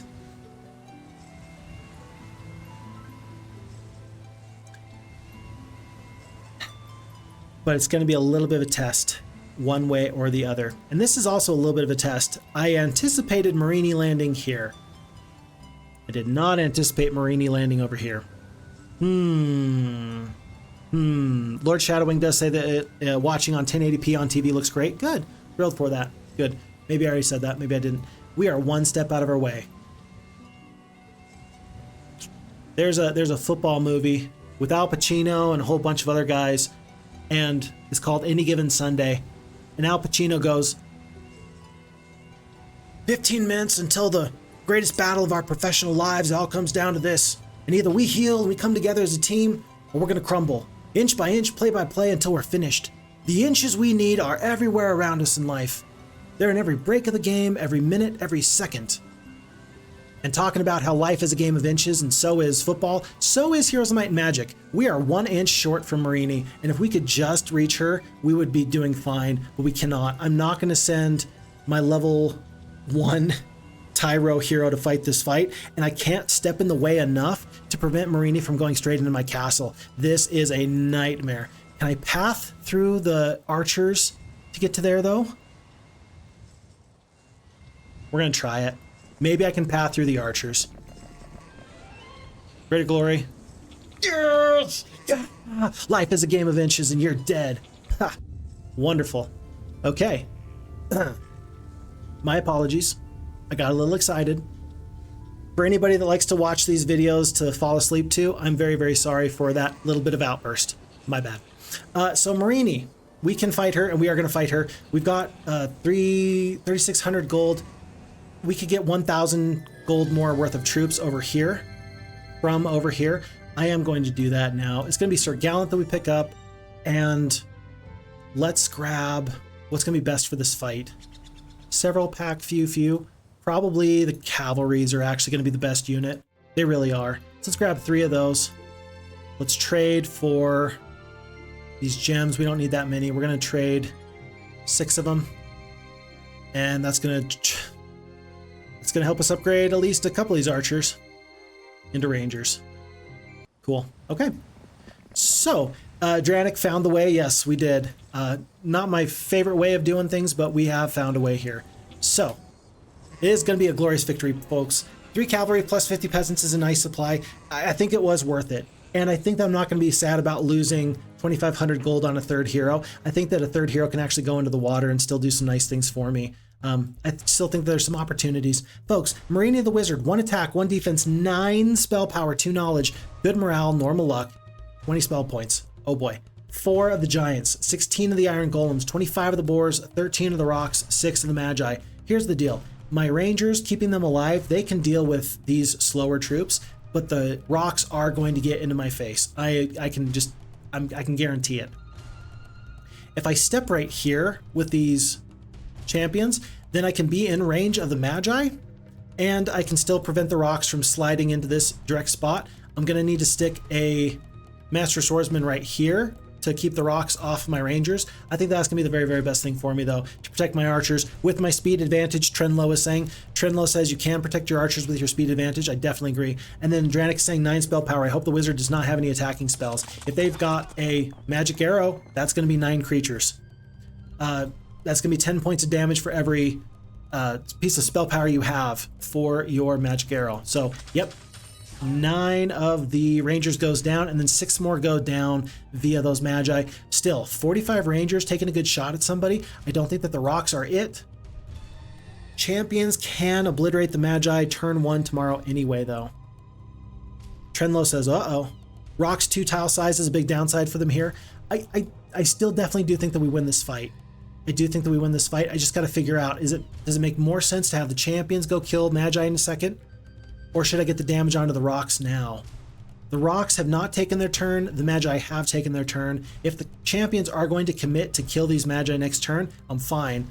I don't think that I can stop these boars from getting into the rangers next turn anyway. I think that we kill and do damage now where we can. The thought process here is like, look, these guys have already gone. Attacking them just to set myself up for success in the future could be good. By taking out 6 rocks there or whatever it was, I think that that's still going to be sufficient for my needs. I think that these Medusa here, peasants here, and then Master Swordsman right here on top of these boars, I think that that's actually going to be good for me in just a moment too. Oh no, boars are going to get to go next. I misplayed the speed. I misplayed the speed game. Lord Shadowwing, it's time to what the enemy? I don't know what that icon is. What's that icon? Showtime the enemy. I'm not sure what that icon is, but I do like it. I do like it. 45. You're going to lose 9 rangers from a magic arrow in just 1 second. You cannot stop it. You have to deal with the giants. The giants are actually the highest attack skill forces in this fight. And if you sit right, this is a normal part of Heroes Might and Magic 2. If I could sit here and attack the giants, I would. But it's not uncommon to have to sit here and then I can attack here, but I can't sit here and attack backwards. That's not a bug. That's not a mistake. That's not something that I think that the FHeroes2 team should change, by the way. That's just the way that the original Heroes Might and Magic 2 game plays. It would make sense to have my 2 tile creature sit here, turn around, attack the giants, and then cover up these magi and the giants. It sounds good. I don't think that that's a change that should happen. Just if you were wondering what Phixfox thinks. 7 to 9, 20 to 30. Rocks are coming in hot. Rangers are sitting there. It's a spike ball on a chain. Oh, so we're going to mace them. Gotcha.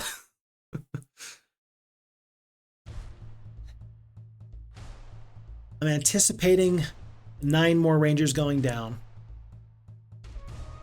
How much damage did the Rangers do in the previous this previous go around? 90 and then 120. That's a lot of damage. It's probably going to go down to somewhere between 60 to 90 after a magic arrow. And definitely more if the magi get into their face. But it's not going to matter because the boards are going to step up. Magic arrow is 15 rangers per turn. It killed 9 though. And the magic arrow telling the rangers did 90 damage. Yeah, so 9 spell power did 90 damage. And so that killed 9 rangers. So yeah.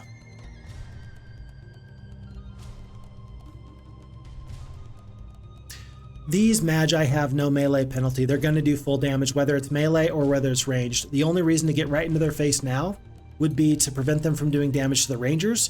Problem is that the rangers are going to do reduced damage in a second anyway because the boars are going to step up. I can't stop that. Oh, magi shoot the rangers as well. Oh, you're totally right. Yes, definitely agree. Okay. And I don't know, something tells me that these giants are going to be a problem. I'd like to get damage down now. Ideally, the rangers would pepper up these giants and they'd slow them down. It's not going to happen. It's just not going to happen. And so you might as well do a full tilt and start doing damage. We didn't even kill 1 giant. I thought that was a guarantee that we would kill 1 giant. It was not. We did only 100 points of damage. Oh my goodness. That's a problem if I've ever seen one. My word. Oh my goodness. I don't know if the rocks are going to step up. If I kill these boars, they're absolutely going to step up on these rangers. All right, do it. Because then the Medusa hopefully can slow you down, along with the Master Swordsman next turn. It looks like it's going to be 29 of the rangers are left. Did they cast another magic arrow? They had to have, didn't they? Did I just miss it? Yeah, they did. Okay. Because there's spell points missing. Believe it or not, these peasants actually might make a difference here. I've got to kill these magi, 2 to 4. I got to do damage where I can, because I can potentially cover up the rocks or the rangers just a little bit anyway. We kill most of the rocks. Rocks peel off the rangers. We're gonna get full damage off onto these giants. It's gonna be 70 something damage that goes down there. We're gonna skip. Peasants are gonna step back into a defensive position. Even the champions are gonna step back into a defensive position, because if you have to come at me, then come at me. But I'm gonna get at least one more shot off with, it's gonna be like 11 rangers. And I'm gonna feel okay about that. One more magic arrow, 11 rangers. That's gonna be one more giant that goes down. 148 hit points left on these giants. Whew. I personally would step back and defend rangers and make one more shot at the giants. Yeah, okay. I'm glad that we're on the same page there, because I definitely agree with that. Even though the magic arrows are huge, even though it's really causing me some grief, it's still the best thing for me. 173 peasants. If the peasants can get their full shot off, that's actually going to be a fairly significant bit of damage. It really is. I think that we skip on the champions. We take the damage from these giants. And then the rest of my creatures are going to step up. This is not the way I would have preferred to have fought this fight, but it's the fight we're fighting. Oh no. And then the 2 Hex Medusa would love to be here and attack backwards, but they cannot. Again, working as intended. I wouldn't want to change it, but still. 45 to 76 damage. Let's just get damage where we can.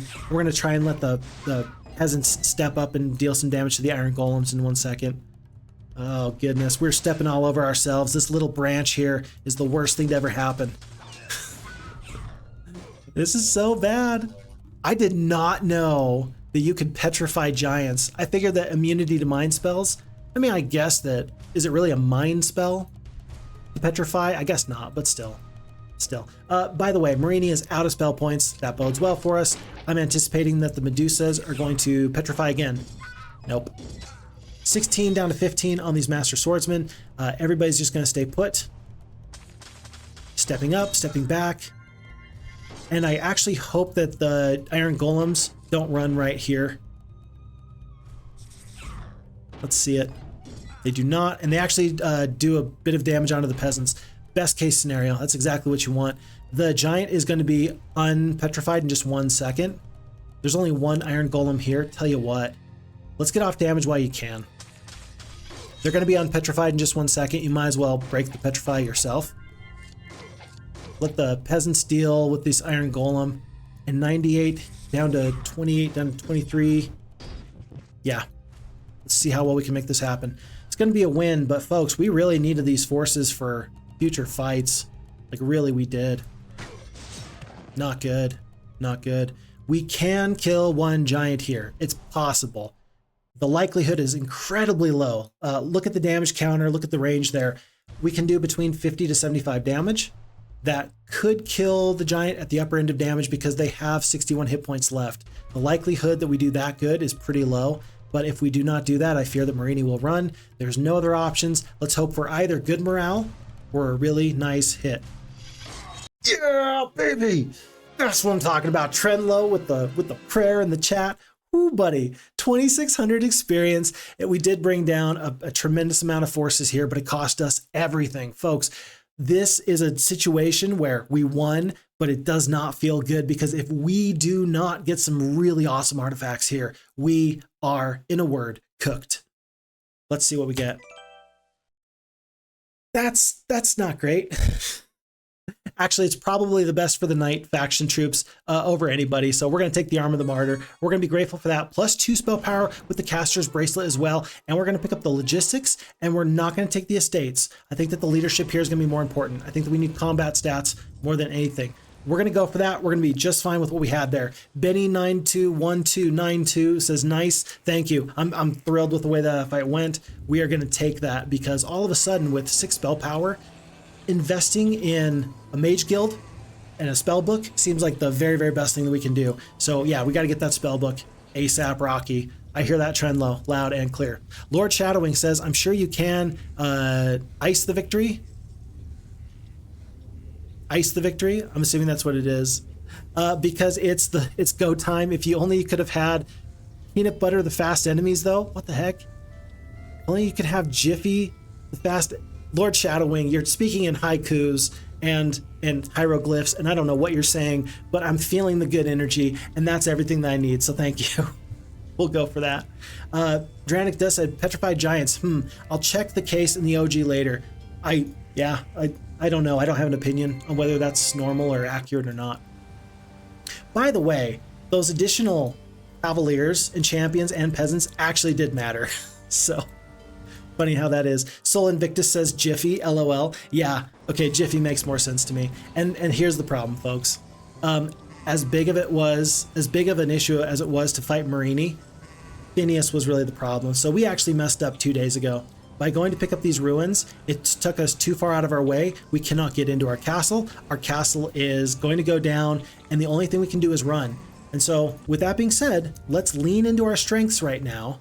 One of our strengths being that we're fairly fast, and with 141 peasants and 14 of the master swordsmen, let's go see if we can trade castles. Unlikely, probably not going to be the very best thing you ever saw, but it's the only thing we can do. It's the only thing we can do. I am going to send one hero into the boat here. Let's see if we can waste Phineas's time just a little bit. Maybe we do, maybe we don't. We're going to shut the door behind us. I see no reason why we shouldn't at least try and defend this area. It's not much, but it's all we've got. Ah, boy. And let's hope that there's a mage guild over here somewhere. Your forces suffer a bitter defeat. Let's see how bad this is. Let's see. And Draniks says, Lord Kilburn would make a nice damage with the only lightning bolt available for his knowledge. Yeah, with 10 spell points, that lightning bolt's going to do quite a bit of damage, isn't it? But you get one, so make it count. Well-balanced heroes are always better than heroes that are just specially designed to do one thing and one thing only. Me and the turret can't agree on who we should kill, and so we kill basically nobody. One more boat goes down there. Lord Kilburn definitely is going to go down. Yeah, that's it. Jeez. Ooh, we are cooked. And so, the second playthrough of Timberman is going to be really a pretty critical loss. There's no point in fighting this. It's just going to be a loss. And our final hero, Lord Tyro, is sitting and waiting and wishing that he had any kind of way to escape, because this town here does not have any troops to resupply. We're just done. So, we are going to lose this scenario for the second time in a row. So, now is probably the time that we ought to sit here and strategize. Let's spend just a couple of seconds and strategize. Okay? Game over, man. Game over. Actually, you can just block whirlpools with your heroes. You just need 8. And how many heroes do I get at any given time, Dranik? How many heroes do I get? All 8 of my heroes are devoted to blocking off the whirlpools. That's actually hilarious and actually really interesting for balancing purposes, because if you don't want people to do the cheeky stand on the lith thing, that makes sense. You have alternative routes into your background. So yeah, I don't think it's a problem with blocking off the stone liths. Okay, let's back up. We start here. Minimal defenders up until right about here. The observation tower probably isn't going to tell us anything we didn't know. I think that the way to win this scenario is to jump into the boat on turn 1 or 2, because there's so many resources, there's so many freebies, and if you can get those, you're going to be doing okay. Last time it was a horde of centaurs that were guarding this area. There was peasants that were guarding here. I mean, sure, take some troops with you. I mean, heck, take the archers from this one archer's house and you're probably going to be doing fine. But get enough resources to get a boat, a shipyard, and then a boat. Hop into the water as soon as you can, and I think that that's going to be the quick start that you need, and hopefully you get a nice artifact from one of the many shipwreck survivors that are out there. If nothing else, you keep them away from the opponents. And now, I'm wondering, the green barbarians, who do you go for first? Do you go for the green barbarians? Do you go for the red warlocks? Probably not the red warlocks. These dragons are just too much. The yellow wizards, that actually feels like that might be viable. More so than the green barbarians. It's tough to say, but we're gonna have to wait and find out. Gotta go to sleep. It was nice to meet and speak with you. Have a nice play. Good luck. I appreciate it. Thank you very, very much. It's a pleasure having you here, and we will catch you around. We'll definitely catch you in the FHeroes2 Discord. Again, thanks for all that you do to make this such a wonderful game. And so we are going to hop into the boat as quickly as we can. Even getting this town of Boston J doesn't really feel like it's critically important. We're going to have to see. Okay. Folks, I've lost. Again, what Phixfox lost, I lose all the time. And hopefully by now you recognize that it's a real true thing. I do lose all the time. Do you remember, who was it? Somebody said, oh yeah, hey, play this one with the worst handicap. I'm glad that, I don't think that we did in that previous scenario. We still got our lunch money taken away from us. So let's load back up and let's make this happen. Remember, the goal is to get a shipyard, so we're gonna need 30 wood and then 3,000 gold.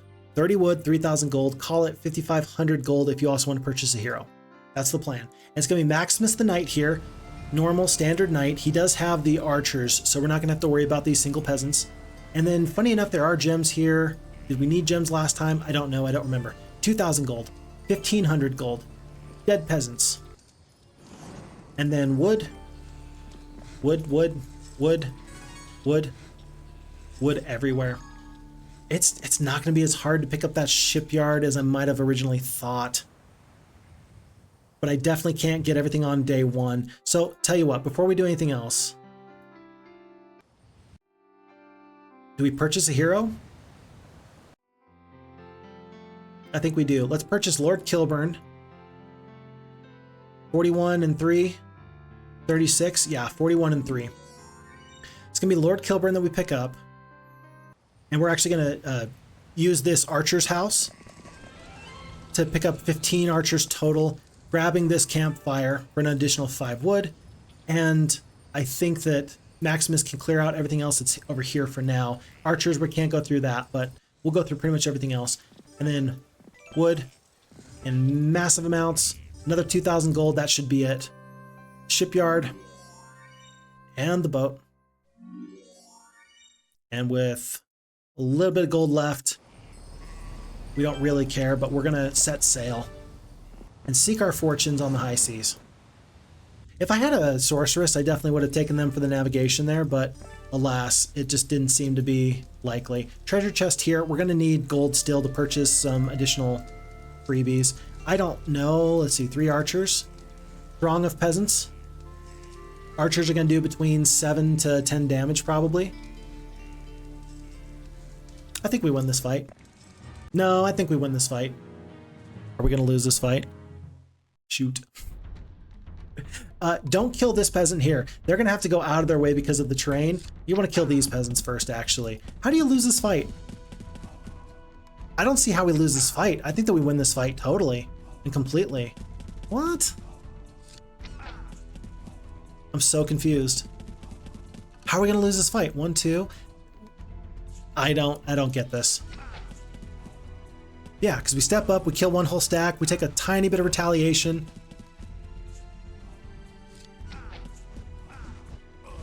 I don't know, Phixfox is just a wizard. So we turn a loss into a victory with only 2 peasants lost? I don't know. I would actually like to see how the AI fought that so poorly, just to see what not to do. So we're gonna pick up more wood, and then this is gonna be the last little bit of free gold that we have nearby. Lots of peasants. We just took on a horde, so we know we can take these peasants. And Brownston, this time, first time it was a sorceress castle, or rather a sorceress town. Second time it was a barbarian town, and this time it is a wizard town. Unupgradable, so it doesn't really matter, but nifty all the same just to think about. We're gonna pick up everything we can here. Sea chest, shipwreck survivor, 4-leaf clover. It's good, but not great. Let's see what else we can find. Gold and such, I do believe, and the archery range. Off we go. Okay. Tell you what, folks, I really do enjoy this scenario. This has been pretty darn fun, and I really like the challenge. I do not mind losing. really don't mind losing as we pick up this Hut of the Magi just to see what's out and about. There's something to be said about doing your very, very best with what's right in front of you. And it doesn't feel too bad to try and fail. We're going to pick up this Medal of Valor. After freeing a princess from a neighboring kingdom from evil clutches of despicable slavers, she awards you with your Medal of Honor. Or, every little bit of ore is so good because then we don't have to trade for it later. Armored Gauntlets of Protection +1, plus 1,000 gold, 1,500 gold there. Nice, nice. And then this is a mine. I don't think it's worth it to land here. Bottle. I got to pick up the bottle. This space for rent. You dirty dog. Whoever made this map, they knew that Phixfox would someday watch or play through this, and now I'm sad. Curse you. Curses. Foiled again. Lord Shadowwing, there should be an option to watch how the AI fought the battle. That would actually be really, really nifty from like a teaching standpoint. I hope that I explain my thought process well enough that the folks who are trying to learn new tips and tricks about Heroes, Might, and Magic, my hope is that I do a good enough job that you can kind of follow along with my thought process, but I recognize that not always do I do the very best job of that. So we will see. We'll see. My hope is that we can do better all the time. And that would be another helpful tool, much like the battle simulator, next sign 50 miles. That would be a very helpful tool in order to figure out how we can get better at Heroes all the time, every single day. Arcane Hymn, where there is no peril in the task, there can be no glory in its accomplishment. I love that saying. That is wonderful. One of the ways that I've adapted a similar saying is, how do I say it? Or how is it said? The greater the struggle, the more glorious the triumph. I think that Arcane Hymn, you're spitting pure wisdom there. By the way, Lord Shadowwing, I just realized you're watching this on the TV, but you're also commenting. How are you doing that? Are you like commenting on your phone and you're watching on the TV? Like, or like, huh? What? Maybe you're casting from your phone to the TV. I don't know. I'm just interested. Before you appears a levitating glass case with a scroll perched upon a bed of crimson velvet. At your touch, the lid opens and the scroll floats into your awaiting hands. That's +2 knowledge for our hero here today. No sense in going through these archers, but we will go through these peasants on our way back. These zombies are actually pretty doable, and so we're going to plan on taking them out in just a moment.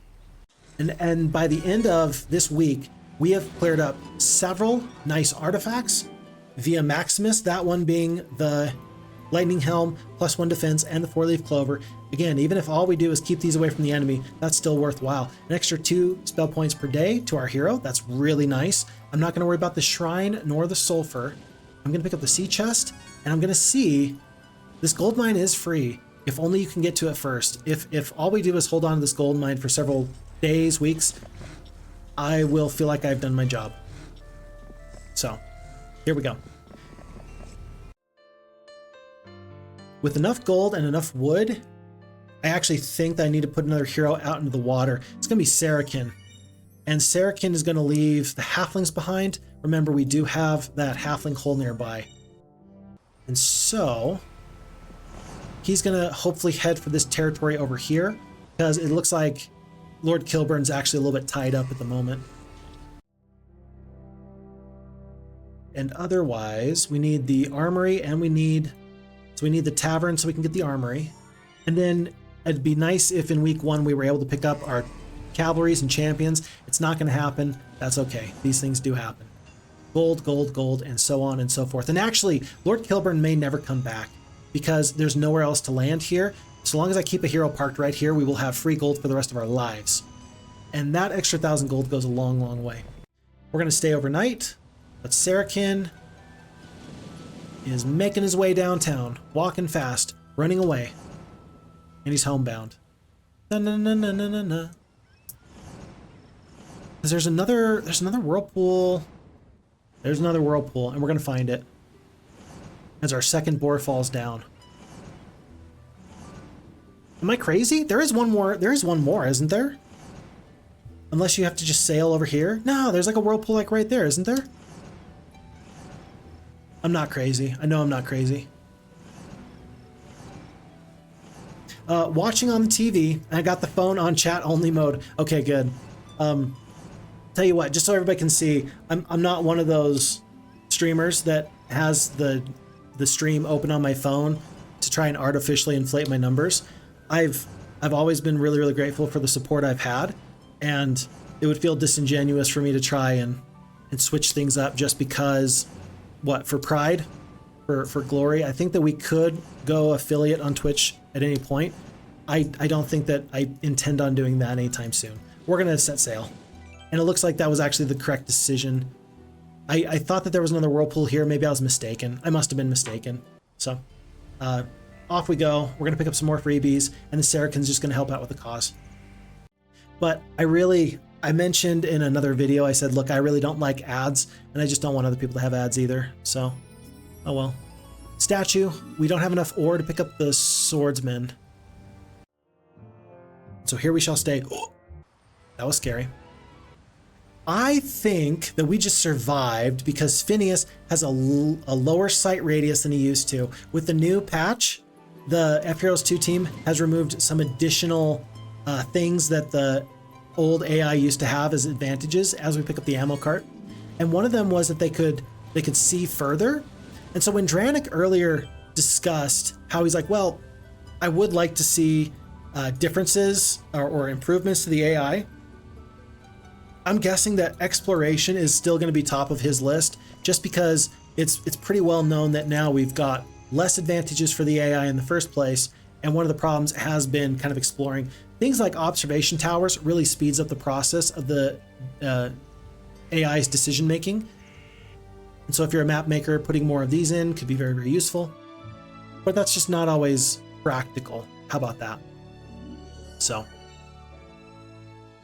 nice to see that there's options, and great to have developer feedback to know that they have seen some problems that they're going to try and get a handle on, and just inspiring. A lot of good confidence in knowing that they're out there looking to make this the very, very best it can be. With lots of zombies, remember that they're 2-speed creatures. This is not like those peasants for this reason. The peasants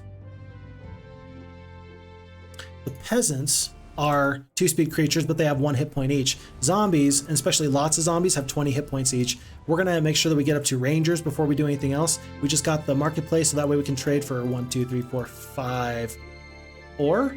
You need 10 ore? You're kidding me. No way. 10 ore? What happened to all of our ore? Huh, we had no ore. That's very sad. And so we're suffering, but I'm gonna trade to make the ore happen. We just have to remember that we still need, what is it, 10 wood by the end of this day. We'll see if that can happen. Arcane Hymn says, maps with water give so much more complexity to gameplay. Really cool map, definitely. I'm gonna repeat what I said earlier, and that is that the map maker has made the most of all these little nooks and crannies in this small map, and way better to have a small map that's very, very well done than a big map that's kind of meh. I'm going to trade the crystal. I don't think that we're going to get to the cathedral this game. I just don't think it's going to happen. I'm going to let go of the sulfur. That's all of our sulfur. If we find 1 pot of mercury, that's potentially a level 2 mage guild. You can't do that. You're just going to have to wait for 1 more turn, essentially. Oh, never mind. We got enough. Trading for the 1 ore really did it for us. Anyway. And then next turn, we're going to get the archers. But once we are able to get some of these forces, we're going to be back on track. I totally lost my train of thought there. Assemble me. Hi, good luck, good luck. Glad there's still some FHeroes2 love out there. Absolutely. Whether it's Heroes2 or FHeroes2, I'm a big fan of both. The game is just so well done. It's so fantastic that I feel no regrets when I say that I think that Heroes Might and Magic 2 today is in a better place than many of the AAA publisher games that are released in 2024. I don't really feel bad about saying that. The game was so good at the time, it's still so good now. Just quality all around. There's that 4 mercury we needed. That's actually a really big pickup. A level 2 mage guild is very much more possible than it was just a moment ago. And so for that reason, I still need to get these rangers upgraded, because I think that with these rangers, then I can absolutely take these other gentlemen here. Believe it or not, I'm going to buy peasants. Who would have thought? Who would have thought?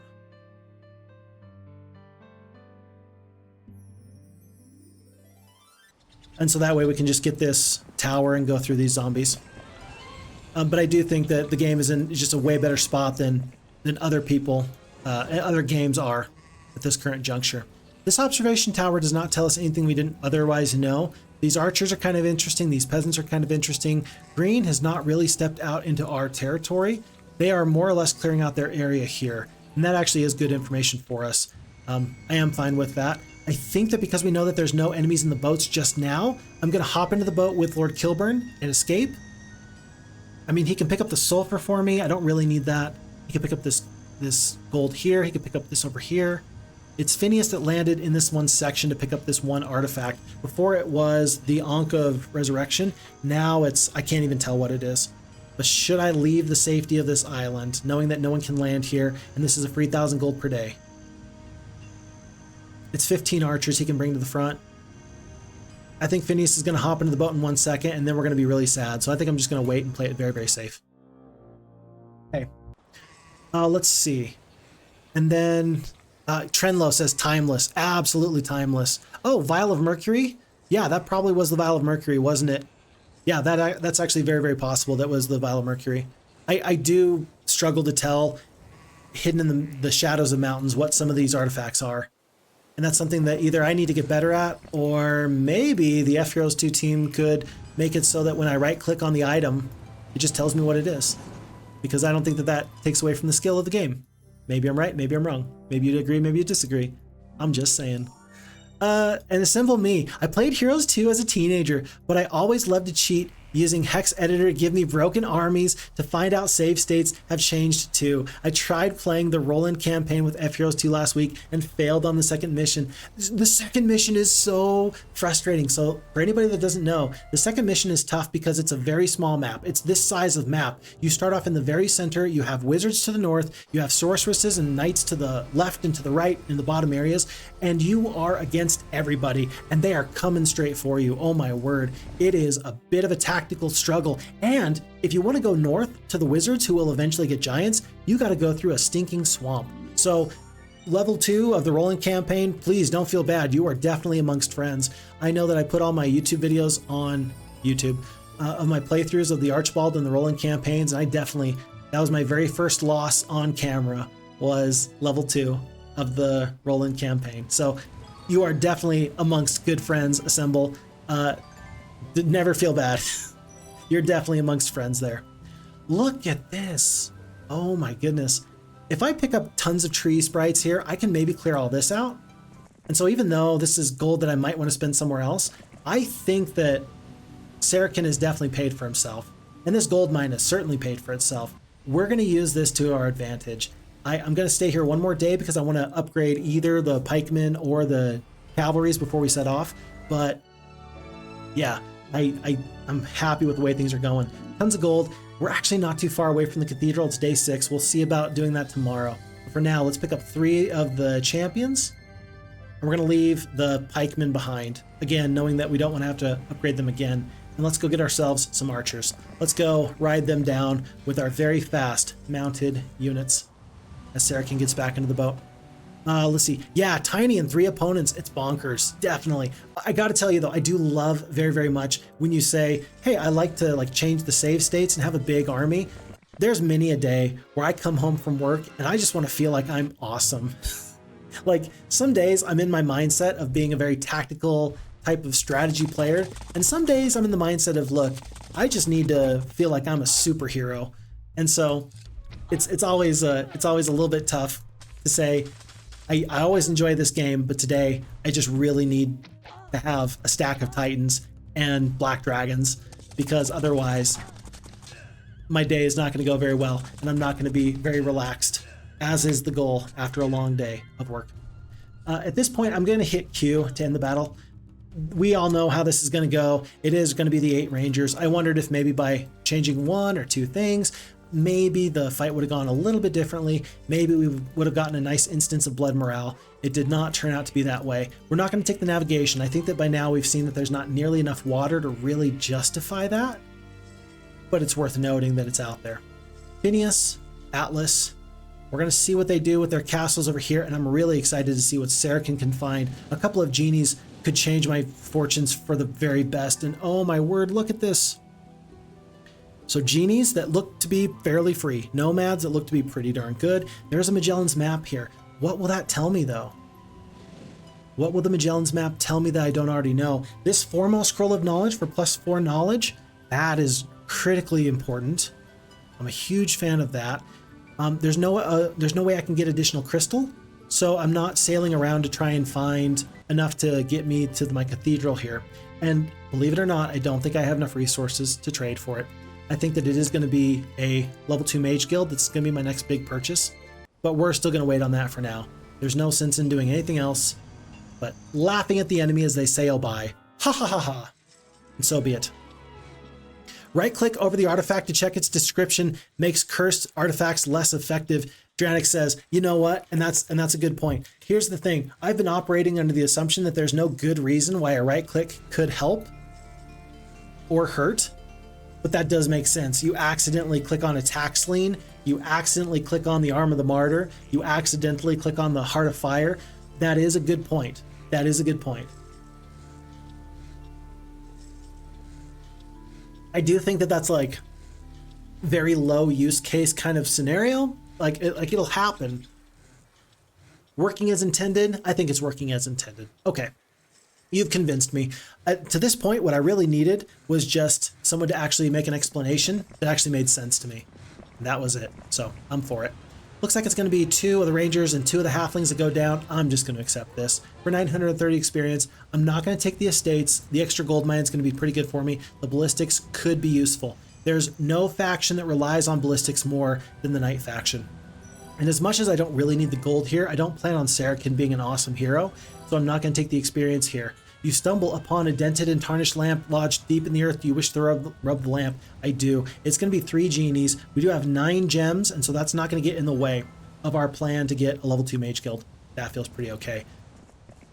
Fort and ore. Nice. The ore was actually kind of a big deal. When there's only 1 ore mine on the map, you need every little bit that you can possibly get. Assemble Me says, yeah, I actually saw your video yesterday and was a little bit relieved you had to restart, although you tried on hard while I was on normal and then easy. No, I think that you're totally correct in the feeling of like, it's tough. Don't say, oh, he's playing on impossible and this one's easy, this one's hard. We had a submission that hopefully I'm going to get to post tomorrow. I hope. The library here is going to close in about 45 minutes, so I might have to wrap things up a little bit, but a submission for Phixfox Shoutcasts, and it was, who was it? It was Tabor. Who was it? Yeah. Hold on, I gotta look it up. I gotta get this right because I need to let them know that we do in fact have their Tobal. It was Tobal. There we go. Tobal's submission for Phixfox Shoutcast has been submitted, and they were worried. They say, well, I only see you play on impossible difficulty. I'm just playing on hard difficulty. Do people really want to see that? And my point is that absolutely yes. And one of the things that I got from watching their playthrough is that they were worried that they were not a good enough player, and that was absolutely incorrect. They were making the exact right decisions. They were making the exact same decisions that I would have made. I was just on impossible difficulty. And so it really kind of went to show me personally that, you know, the differences in difficulty matters to a degree. Sure, you do play impossible difficulty early game a little bit differently than you do play it on hard or medium or easy. But in general, the methods, the tactics, the strategies, the thought process, it doesn't really change too much from easy to medium to hard. It really feels more like it's helping you focus on priorities. You have to be good at prioritizing, I suppose. Maybe that's the one big difference I would really do as a shout out to anybody. Oh, well, we know that this dimension door is over here, this stone lith, and it takes you to here. I don't think I really want to fight goblins at this current juncture. I don't think that the Magellan's Maps is really going to help me. I think I've seen everything I need to see. But, I mean, this is crystal. Is this crystal going to get us up to enough crystal to just get the game won? Probably not. But it's possible that this campfire has like 3 to 4 crystal. It's possible that this crystal with our 7 crystal now gets us up into the 15-16 range. It's possible. I just don't know if landing is the best thing, especially when there's artifacts and troops here to get that we can then sail back with and then conquer. I think I'm going to try and do the smart thing right now. We're going to pick up freebies and then go. There's enough here with Sarakin, with these troops and with these artifacts, that it's going to be worthwhile to have him go back with us. I'd like to get Lord Kilburn freed up. It's not going to happen. He's just staying put for now. Boat, boat, boat. Anybody else in the water? Run! I'm anticipating that immediately enemies are going to come pouring into the boats to come and chase me down. And not if, but when they do, I'm hoping that we will be ready for them. We will see. Lord Shadowwing, I know you primarily play Heroes of Might and Magic 2. Would there ever be a possibility of doing a Civ stream?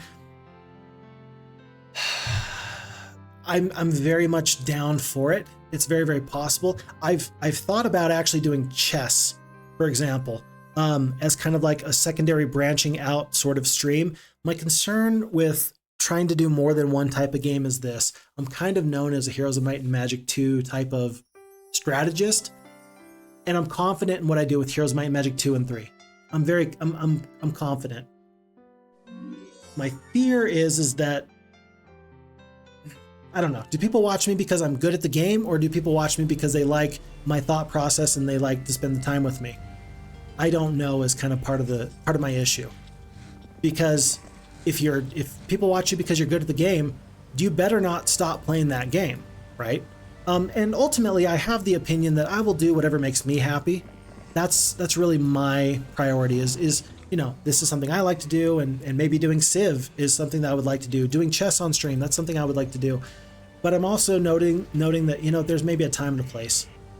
It's maybe a time and a place. I feel bad for every single person that subscribed to the YouTube channel because they liked my Factorio stuff, and I just haven't had time to do as much Factorio stuff as I otherwise would have liked to do. Hope that makes sense. I'm very much open to doing like a Civ stream or some other game.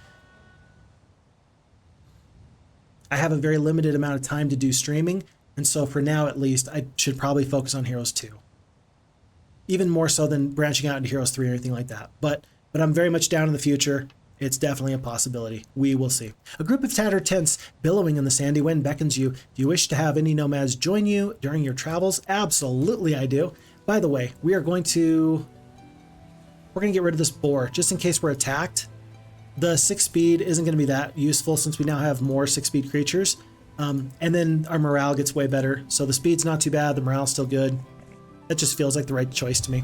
Mangled bones, yellowed with age, peer from the ragged folds of a dead druid's robes. Searching the robe, you discover a scroll hidden within. That's +5 to your knowledge. I always confuse that. I always think it's +4, and it's not. It's +5. We have enough gold that if we need to surrender, we sure can. What happened to you? Wasn't there a hero that got into the boat? It's Troyan. Troyan is in the boat. Let's do one more split, because if we need to run, it is going to be a rehire that we do more than anything.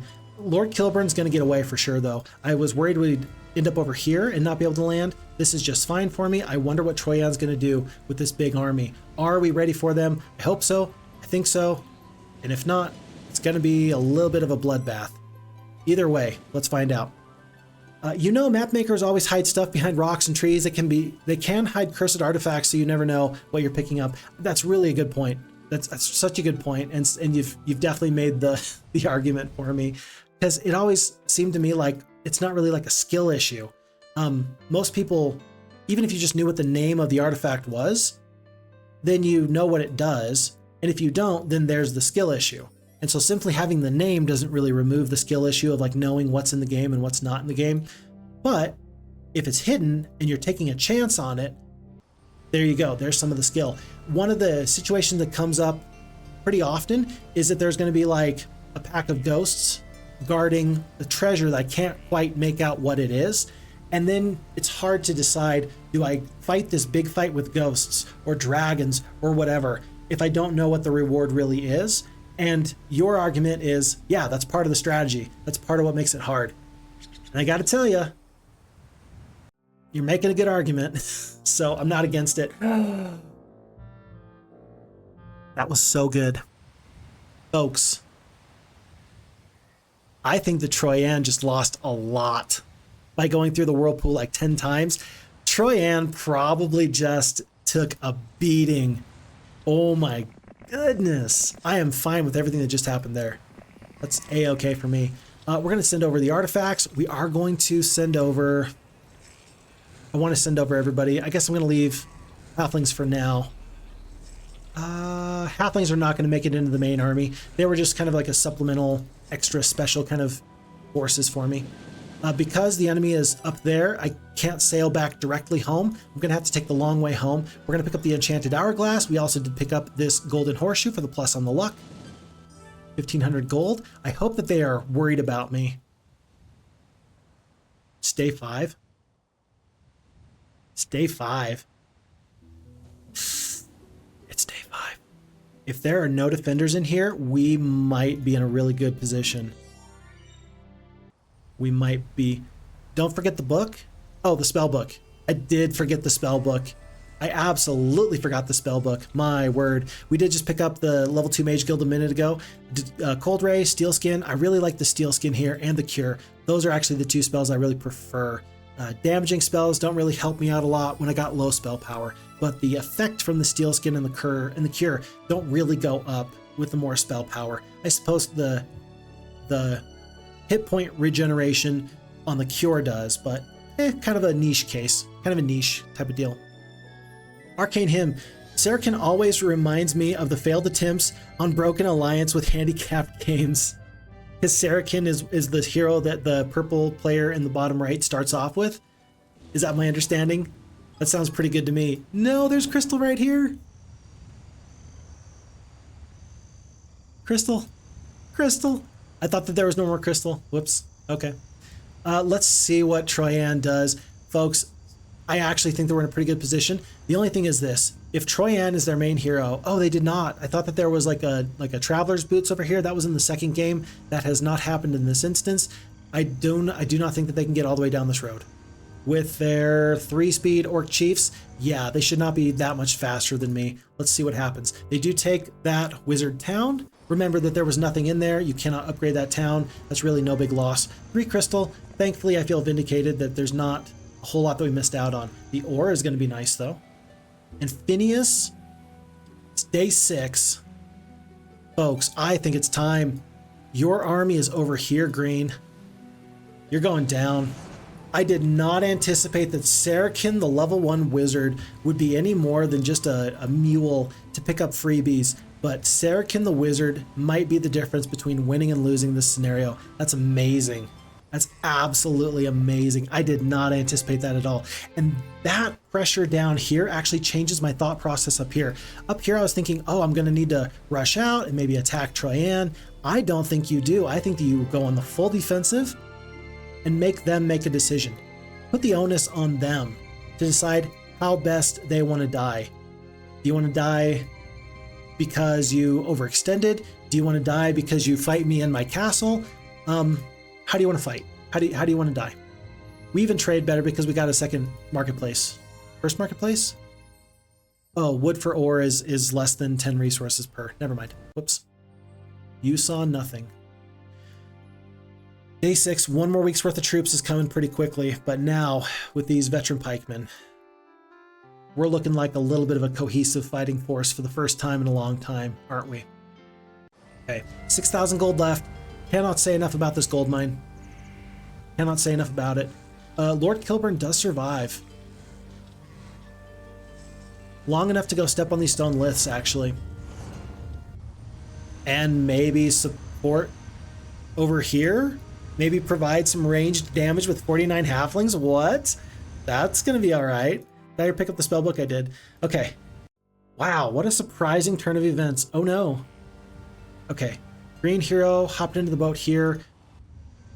Lord Kilburn's gonna go back. And whoever this was, they just sold out to get here. Sabu could have actually caused me some grief over here. By going in that direction, we feel much better. We don't get the ranged troops, but I still think we fight this fight. If we lose, I feel bad. I really do. But, I mean, the reward is too great here. What could they possibly have? Probably 3 battle dwarves or 3 dwarves. Anywhere between 20 no more than 50 goblins, no more than 30 orcs. Let's find out, but before we do, let's actually split. Let's see. I think you want to keep one full stack of the nomads. I think that you want to split the genies. I think you want to split the sprites. And I think you actually want to have the single stack of genies at the top of the battlefield rather than at the bottom. Okay, if we lose this fight, I'm sad, but I think that this is a worthwhile risk. The enemy has surrendered. Whoever this is, they've actually got something worth taking, and so we're going to try and keep them from surrendering. But this is going to be us. Sarakin, the level 1 wizard, out there causing hate and discontent against the man, Finneous the Barbarian. This is Finneous the Barbarian. Oh my goodness, 4 attack, 2 defense, 3 spell power, 2 knowledge. Of course he surrenders at this point. But you've surrendered. It's day 7. You're not going to get to rehire your hero. You don't have a castle. You're going to have 2 towns after this. Surrender if you want. I might just pick you up for 2,500 gold in my own tavern later. That is very nice. I'm going to stone skin my 2 genies here.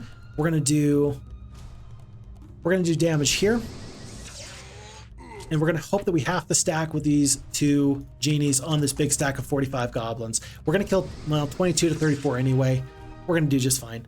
Their good luck is not enough to really hurt my feelings. 1 genie does go down, and then 2 hit points left. They're going to go down. We can't really stop that, I think. Did their dwarves go? No. 2 dwarves still yet to go. Let's work on this big stack here. 1 goblin's going to do nothing. By the skin of our teeth, 1 genie stays alive. But this is a mistake. You pay me 403 gold without the opportunity to rehire your hero. Sarakin walks in as this triumphant hero who now I should have given so much experience to earlier because he's got Mass Slow, Elemental Storm, View Towns, Fireball, Disrupting Ray, Cold Ray, Steel Skin, so on and so forth. My word, Sarakin just became hero number 1, and it's day 7.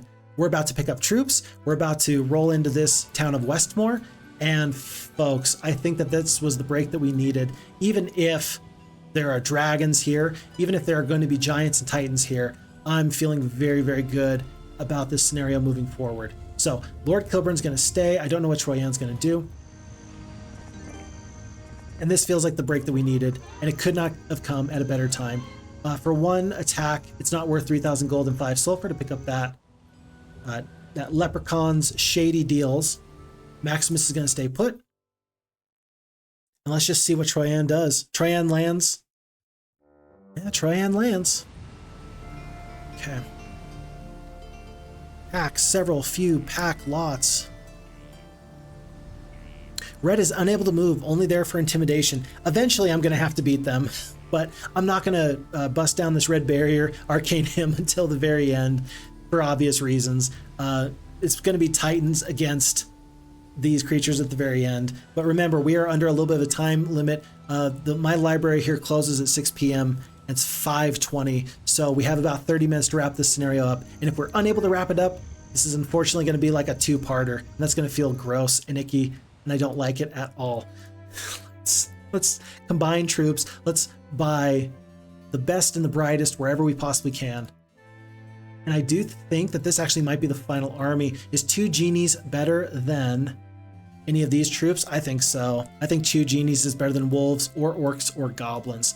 And the nomads are definitely better. So we're going to go into full defense here. I think I am going to step out 2 sections, purchase another hero, let's call it Sir Gallant. And they're going to take these 40 sprites and actually try and be effective over here. Do we take Sabu on? No. We bypass Sabu and take their town and make them fight us in here. Oh, there's nothing in here. That's actually good information to have too. Okay. And then let's just see what happens. Should I attack? Should I attack Sabu? If I do, then the horde of goblins is not going to go into Troyan's army. It won't anyway, unless they trade wolves for goblins, which I don't think that the AI will. I think that the AI is actually going to keep wolves because it's going to value them as a higher priority troop. I think that the internal mechanisms of the heuristical design is going to indicate that there's more hit points with the goblins, but I wonder if it's weighted towards creatures with a higher speed, or if it's simply a matter of strength. I wonder if there's like a multiplier by level. Like you could have 1,000 hit points worth of peasants, but you're still going to take the one 300 point black dragon because of course you are. I don't know. As much as I try not to metagame, sometimes it does happen. We're just going to sit here. We're going to wait. And Maximus is going to wait one more turn because we're going to pick up, it looks like at this point, 4,000 gold per day. And in just a moment, we're going to head on over to try and take our enemies wherever we can. This lift, we have to still stay here. Sarakin's good. Maximus is good. It's Tyro. Is Tyro going to fight lots of archers? Nope. Let's see this happen. Another day. We get another day. And the fact that Troyan did not want to attack Sarakin is actually kind of surprising. It's very surprising. Oh, there's a new graveyard there. Interesting. If you've never seen that, this is the new, or one of the new graveyards. It functions just like the regular graveyard from Heroes Might and Magic 2, but it's just got like a different look to it. So you'll still have to fight, what, 2,000 hit points worth of mutant zombies? But yeah. And go. We're going to leave the 8 rangers. We don't have time. Don't have time for 8 rangers. We just got to go. Probably to get this boat and probably to dive onto these wizards. They do have a few giants. This is probably the first giants that they've had. And so I'm excited to see what I do with them. Troyan goes down. I should have actually fought that fight. That was a mistake. I should have fought that fight just so I could have seen what the enemy has. And actually, the wizards are much tougher than I originally gave them credit for. Kalindra has giants and Wilfrey has giants. So let's actually defeat Wilfrey here. I think that we can still beat them. And then let's see what Troyan does. I want 1 more week's worth of growth from Black Fang before I defeat Troyan. Let's win here. Glorious victory. It's going to cost us an awful lot. Remember, last time this was disaster because we lost all of our fighting force. This time, I think that even if we lose most of our fighting force, it's fine because we're going to start getting knights and barbarian troops to our name. And so, pluses and minuses. It's the exact same fight, though. This is the exact same fight. And last time, we were eating 9 spell power worth of magic arrow. Even if there's 1 lightning bolt this time, the damage should be about the same. So even though there's 4 spell power here on Wilfrey, as opposed to 9 from the previous hero, I still think that the damage with an offensive spell is going to be about the same. 1 attack, 1 defense, 4 spell power, 3 knowledge on Wilfrey, our enemy, and we as Maximus have 3 attack, 5 defense, 1 spell power, 3 knowledge. Blood morale though, good luck. Let's once again put ourselves into this kind of preparatory position. It's going to be a bless on the giants. How do I feel about that? A bless on the giants is going to last basically this whole round of combat. I cannot dispel that. I've got a cure. That's all I've really got. If I step up into this section here, the rangers are going to do full damage to somebody. We're going to take a little bit of damage from their magi. 6 rangers do go down. 16 of the swordsmen get good luck, and 26 boars down to 8. Not too bad. 1 champion goes down and 3 more rocks go down. I think it's a no-brainer. Let's go into a full defensive position here. Last time we made the mistake and we sent our champions out and we lost the initiative with our rangers. No.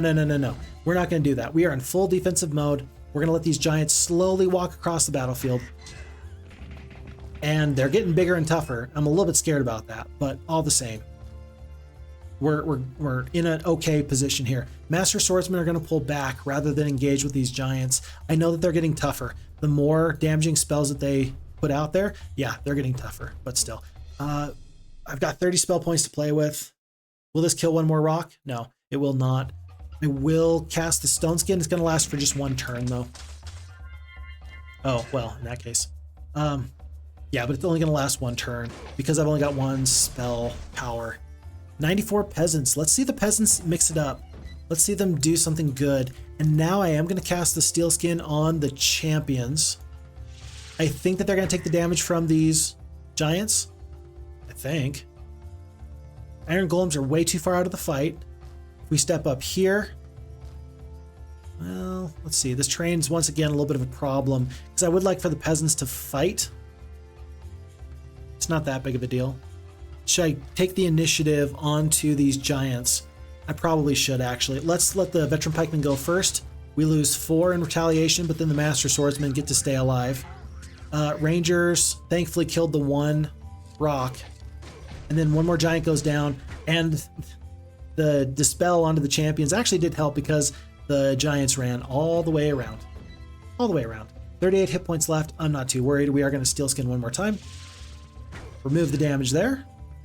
And pop. Yeah, this fight went way better than it did the first time.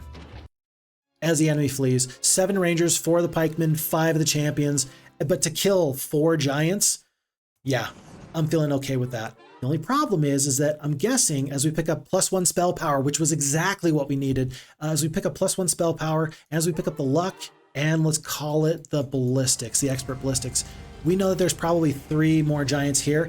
Can we fight this fight before the new week? That's the question. It's going to take 3 turns to get into the boat. So day 3, so day 4, day 5, day 6, day 7, we can make it. We could go into this boat now and then hope we get lucky with the whirlpool. Let's do that, actually. Let's definitely do that. And we're going to stick our peasants up here so that they can take their damage where they can get it. And then Lord Kilburn still has to stay because Troyan, we don't want her to run. Sarakin is still waiting in a fully defensive position. And I'm actually wondering, I'm truly believing myself that Troyan is going to attack Sarakin. They choose not to. They choose not to. Very interesting. Sabu. Sabu, how could you do this to me? I do still have some forces here, though.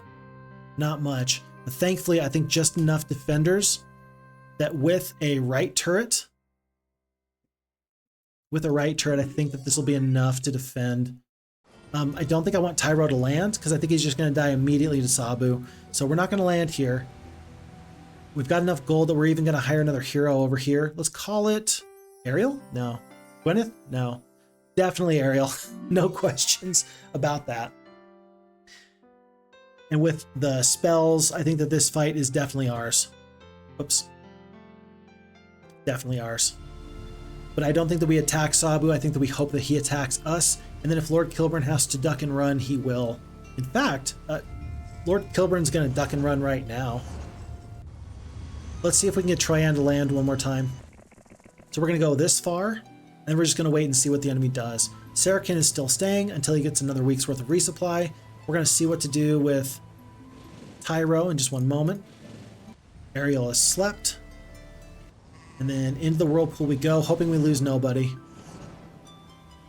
Again. 94 down to 47 peasants. Oh no. Hey, there's a bonus for playing the knights that I've never thought about before. That's why you have peasants. Peasants are really good at doing stuff like that. Okay. We only have 18 spell points left. Is that enough? I think so. I think that's going to be enough. Folks, librarians looking at me. They're saying, what are you doing? They're saying you got to leave. Oh no. Not yet. I still got 30 minutes. Is this enough? I just assumed that it was, and now I'm not too sure. Peasants are at the very bottom.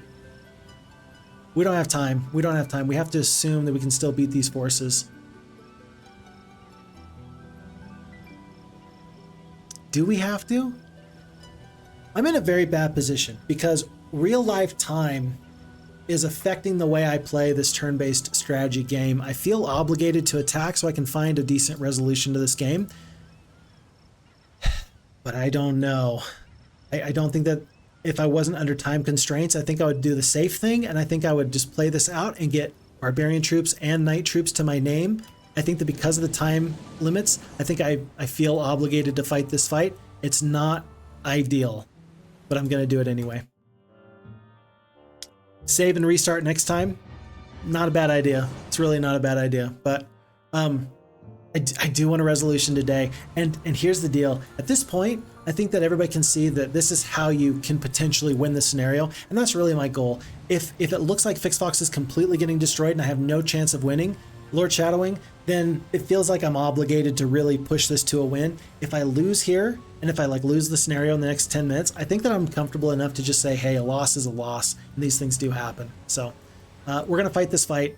I don't love this because it's in a castle. I'm expecting a left turret, right turret, and a moat. I'm expecting 3 giants. I'm expecting not as many forces as we had to deal with before, but here's the kicker. We do have the expert ballistics. The expert ballistics, I think, really does matter. Let's fight this fight. Glorious victory. Nice. There was no guarantees I won that fight, by the way. And in fact, as we fight it again, there's no guarantees I still win this fight, but this is 1 week's worth of troops. We did take out their big wizard forces before, and so now, once we have the knights and the barbarians and this wizard faction, I really do think it's only going to be a matter of time. We do have 1 additional spell power now, so we could cast the Steel Skin if we wanted to. I think that once again, we go into this position here where it's kind of defensive. We allow our rangers to help support us in this fight. 27 down to 23, that's okay. Not great, but okay.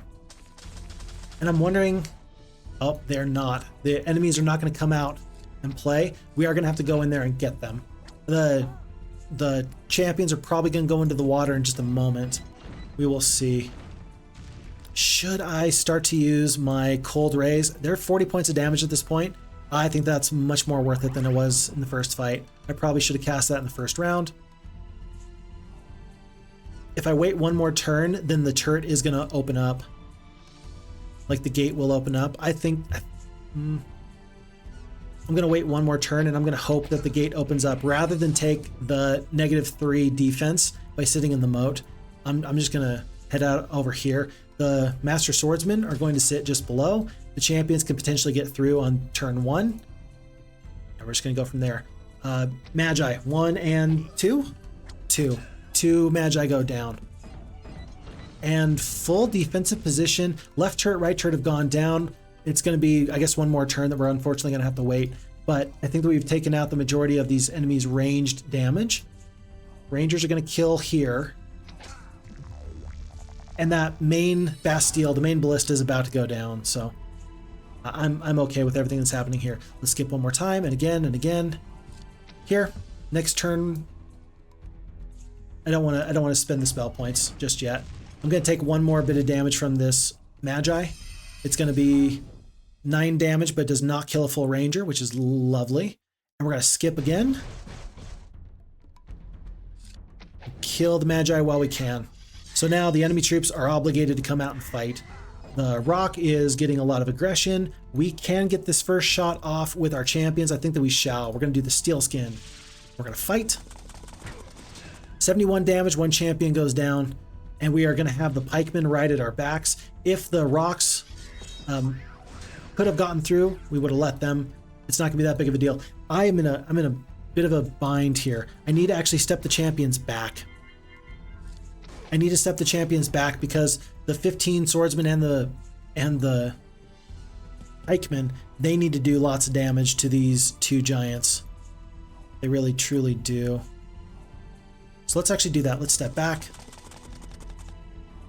And I could step up and not waste the damage. 136 hit points. Tell you what, let's do 1 more Steel Skin here. Swordsmen are going to step down and deal with the iron golems. We do kill 1 full giant there. And we've just basically confirmed what the AI had already told us, and that is that it was anticipating a victory for us. But a very, very important victory. Oh my word, what a very important victory, because if we lost this fight, we would have lost the majority of our troops. If at this point we are trading our knight castle for a wizard castle, at month 1, week 4, day 5, that's fine. And with these losses, this is looking totally acceptable. I'm hoping this is going to be yellow being defeated. No, yellow is still somewhere. Perhaps on the high seas and perhaps up in this corner. But for now, giants, we're going to need an awful lot of gems, friend. An awful lot of gems. 69 wood. Nice. Let's trade all the wood we have currently for... yeah, 4 gems. I didn't realize how much that would be costly for us, but it is pretty costly. Crystal, mercury, nothing else matters. It just matters that we get up to 5 wood, 5 ore, and then 20 gems. We are going to pick up this ore mine. That's actually going to help a little bit too, which is nice. as we are running away from Troyan, just staying far, far away from her. And Sabu is still doing whatever they want to do. I don't even care what they want to do. They can do whatever they want to do. Force to suffer bitter defeat, but we do keep the ore mine. And we did see one yellow hero up there. They are going to come back and attack us. Right now, we've got a defender in all 3 of our main castles. We're just going to hit end turn a couple more times. There's nothing else we need to do. Okay, we're going to actually go fight Gem. Glorious victory. And that should be the end of yellow. Yellow player's been defeated. Wonderful. Sarakin is going to stay for one more day. I'd love this crystal mine, but I don't feel safe. Hold on. Where did she go? I wasn't paying attention. Where did Troyan go? Here? Okay. Yeah, I can't leave just yet. Stick to the plan.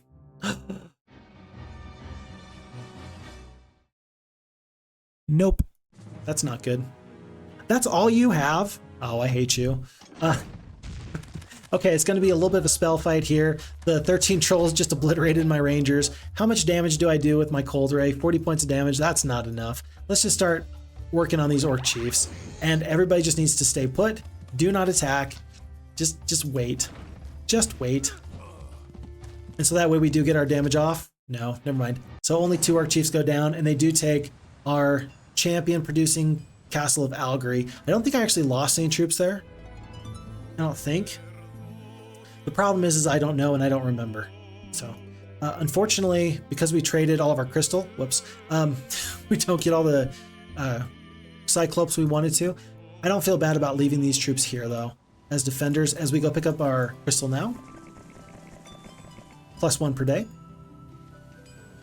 And then we should be able to pick up more cyclopes very, very quickly. +2 ore, another 1,000 experience for one of our main heroes now. I don't know who's better, Maximus or Sarakin. I guess I don't really care. They both are valuable in their own separate ways. Gem mine, there we go. That's pretty important. And then Sarakin is going to run back to the safety of this castle. But every day that he stays alive is an extra Cyclops. Yeah, and I think that the green players notice that as well. And they understand that they need to do their very best to stay alive for their own purposes. Oh, it's 5:38. We gotta hurry. Go faster. Must go faster. Go, go, go, go, go, go, go, go, go. Okay. So we've got all the Cyclopes. Do I like this army? Here's good. There's good. He's got 13. Hold on. I'm going to have more Cyclopes. He's going to be generally better, except I've got the Advanced Wisdom. I've got the 4th level spells, including the Mass Slow and the Elemental Storm. I think that we still fight and win. Yeah, I don't think that we wait for another week. If we can, I'll make you guys a deal. If I can defeat everybody but red, I think that we all know that eventually I'm going to be able to defeat the red warlocks. Is that fair to say? Is that fair to say? I think so. And so if I can at least defeat this main hero and take back this town, I think I'll be fine. Several. Jeez. And it's 30 orcs. 30 orcs. 30 orcs. And now several of the champions. That's 5 champions a week. I've got time to play it safe just for one more week. With one more week, I will be safe enough to win. Okay. Everybody in the crowd is booing. They're booing me mercilessly. Boo! Boo! 30 seconds per turn, not counting combat. I appreciate that. We're definitely gonna do fine with that. Pikeman growth is up by 5. I don't think that really factors into our plans. Upgraded Cloud Castle, we're gonna do that in just 1 second. Cyclopes, Trolls, and here. If this isn't a good enough army to win, I don't know what is. So let's go defeat those forces. And just in case there's any problems, we are going to trade 1 more bit for our gems there. We're gonna get the upgraded Cloud Castle. And then probably tomorrow we're gonna hop into the boat. No, we're gonna hop into the boat now. And another hero is likely going to resupply us in 1 second. Tournament rules, tournament rules. You got Crusaders, oh my gosh. This is still holding in line with the tournament rules. Oh, and they hop into the boat. Nice. Okay, because now we can play with the lifts just a little bit. We can't reach all the way there, but they're going to see us. They're going to want to pop out. And then we're just going to come back. Just go to here. And here. And I need 4 gems. Can I get 4 gems? I get 4 gems. No, we're gonna have to wait one more day. Huh, interesting. I did not expect that at all, actually. Okay. I guess I'll trade. Losses here are acceptable. Anything I can do to make this fight go better? They left the 31 Orc Chieftains. My goodness, that's actually pretty interesting. Fireball for 20 points of damage, that's not going to matter. Let's just do the mass slow and then hit Q to end the battle. 11 Cyclopes? How did I fight that fight worse? Okay, well, I'll tell you, it's a good thing. Did Sarakin just like use automatic spells and then cast Elemental Storm on me? He better not have. He might have. Oh my goodness. It's okay. It's okay. It's okay. It's okay. Purchasing all these troops. Gonna wait one more turn here. Forces suffer a bitter defeat. And then it's day 5. I think that we're gonna be able to land here pretty quickly. We gotta trade for the gems necessary. That's 2 Titans. There's another little bit. There's another one. That should be 3 Titans. It's not enough. It's not bad. 2. Oh, 5. Here. 4. 4 Titans. Is that enough? I think so. Can you feel the tension? Can you feel the excitement? Can you smell that smell? Thankfully, we did not leave any troops here for green. Oh no, they're gonna escape. We didn't leave any troops for green, but still, I'm pretty sad about everything we just saw there. Do we defend? I think that if we defend here and they come and kill us, we are going to be able to end with a really nice elemental storm. That's gonna really hurt their forces a lot. Hack, few. I still think we win this. Still think we win this with 4 Titans. If we don't win this fight with 4 Titans, I don't know what to tell you. I do not know what to tell you. No troops here. Let's go back to here. They come on back. Okay. I'll accept these losses. Take the basic logistics. And then remember, even if Sarakin loses, we still win because then he gets to cast his elemental storm. Can I cast it twice? Potentially. If I keep the nomads alive, we can cast it twice. So we're going to cast it once. We're going to run the nomads away from everybody else. And then we're going to do it again. So let's see. Elemental storm once. Do you smell it? That smell? A kind of a smelly smell? That smelly smell that smells smelly? Absolutely. Do I strike you as a kind of person that that is doing something so ratty like this? Would you have thought that Phixfox would have been so uncouth as to cast Elemental Storm twice on my foe in order to defeat them? If you thought the answer was no, I'm very sorry to have disappointed you, but Phixfox is going to absolutely abuse the Elemental Storm, and we are going to purchase troops out here. And oh, I'm going to actually trade so we can get Sarakin one more time. One last time. Let's see if you want to fight me now. Okay. One big hockey substitution. And as soon as I beat green, then we're going to call this a victory because at that point, everybody's going to know. I know it, you know it, we all know it, that Phixfox is going to win this scenario. And this is going to be it. So I'm going to just throw on the auto combat and we're going to watch my glorious final fight here. I understand that this is not me showing you the fight all the way through. It is what it is.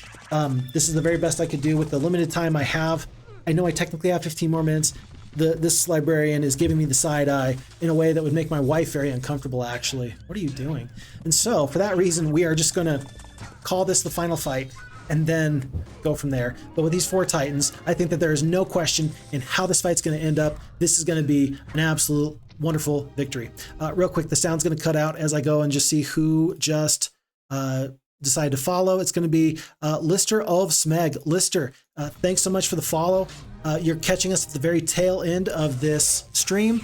It's been a ton of fun. This is a map that we found on the FHeroes2 Discord maps section. There's lots of different players out there. Ooh, as we see the Elemental Storm, lots of different players that are enjoying making wonderful maps for our enjoyment, and I cannot say enough about it. I'm really thrilled with this scenario. It was a small map. it was basically 4 players. And after we defeated the yellow player and took their giants and their titans, we are now finally, I believe, defeating the green player. All that's left to do is for us to defeat Agar. But so long as this terrible, terrible enemy is trapped behind this red barrier, all I have to do is eventually wait them out as my titans, my cyclopes, and my crusaders all gain strength for my final army so that I can ultimately win and overcome. But unfortunately, due to time constraints, that is not going to happen today, folks. There's not going to be a resolution to this scenario. Phixfox is just going to call this, we're just going to call this a mutual disarmament. How about that? Lord Shadowwing, for your next YouTube video, you should play by tournament rules the whole time. Ha! I would actually need to know what those tournament rules were in order to do that. So send me what those tournament rules are from Heroes 3, I imagine, and we'll take a look and we'll see what happens. I already don't play with Dimension Door. I already don't play with Town Portal, so what else can you possibly do to me? Lister of Smeg, been watching for the last hour. I'm from another Heroes of Might and Magic 2 community on Twitch. Always nice to see more people playing this classic. I'm a huge fan of Heroes of Might and Magic 2. I'm grateful for all the people out there that are playing Heroes of Might and Magic 2. I mean, it's a game from 1995, 1996, and there have been people that have been keeping the game alive for a really, really long time, and I recognize the OGs and the communities that never left. I'm the kind of person that I never was involved in one of the online communities, but I'm one of those people that grew up with Heroes, and I'm so grateful to always get to come back here. It's like an old friend that is always happy to see you and doesn't mind if you didn't text and you didn't call. Anytime you see Heroes of Might and Magic 2 being played, it feels like an old friend. So I appreciate that very, very much from you, and I'm grateful that you took the time to stop in and say hi. It's a pleasure having you. And it's been a pleasure to have every single person here for this scenario. I think that we did ultimately overcome it and beat it. A couple of interesting things. If you want to play this again, go find this on the FHeroes2 Discord. This is the scenario Timberman, and it's a very, very fun play. Very, very fun play. I think that you've seen how I would do it. Very interesting that we never even did clean out this right hash and this left clump of artifacts. I mean, this from playthrough to playthrough could be something really, really nice. Who knows? But ultimately, I think that getting out into the water is the best way to get yourself an advantage. I would like to see somebody else play this scenario, not as the Knights. The Knights benefit greatly from having all these sawmills. No other faction can really compare, especially when there's only sawmills, 1 gem mine, 1 crystal mine, and 1 ore mine on the map. Otherwise, you're really having an uphill battle trying to get mercury and sulfur and so on and so forth. Folks, well, with that being said, GG from Lister, GG to everybody else. Thank you so very much for the time. Thank you for your energy. This has been an absolute pleasure, as always. And in the meantime, look after you, look after your friends, look after your family. My name is Phixfox, and I'm looking forward to posting this video on YouTube. Take very, very good care of yourselves. Until I see you again, I'm out. Thanks, Assemble. Thanks, Lister. Thanks, Lord Shadowwing. Take care. Bye.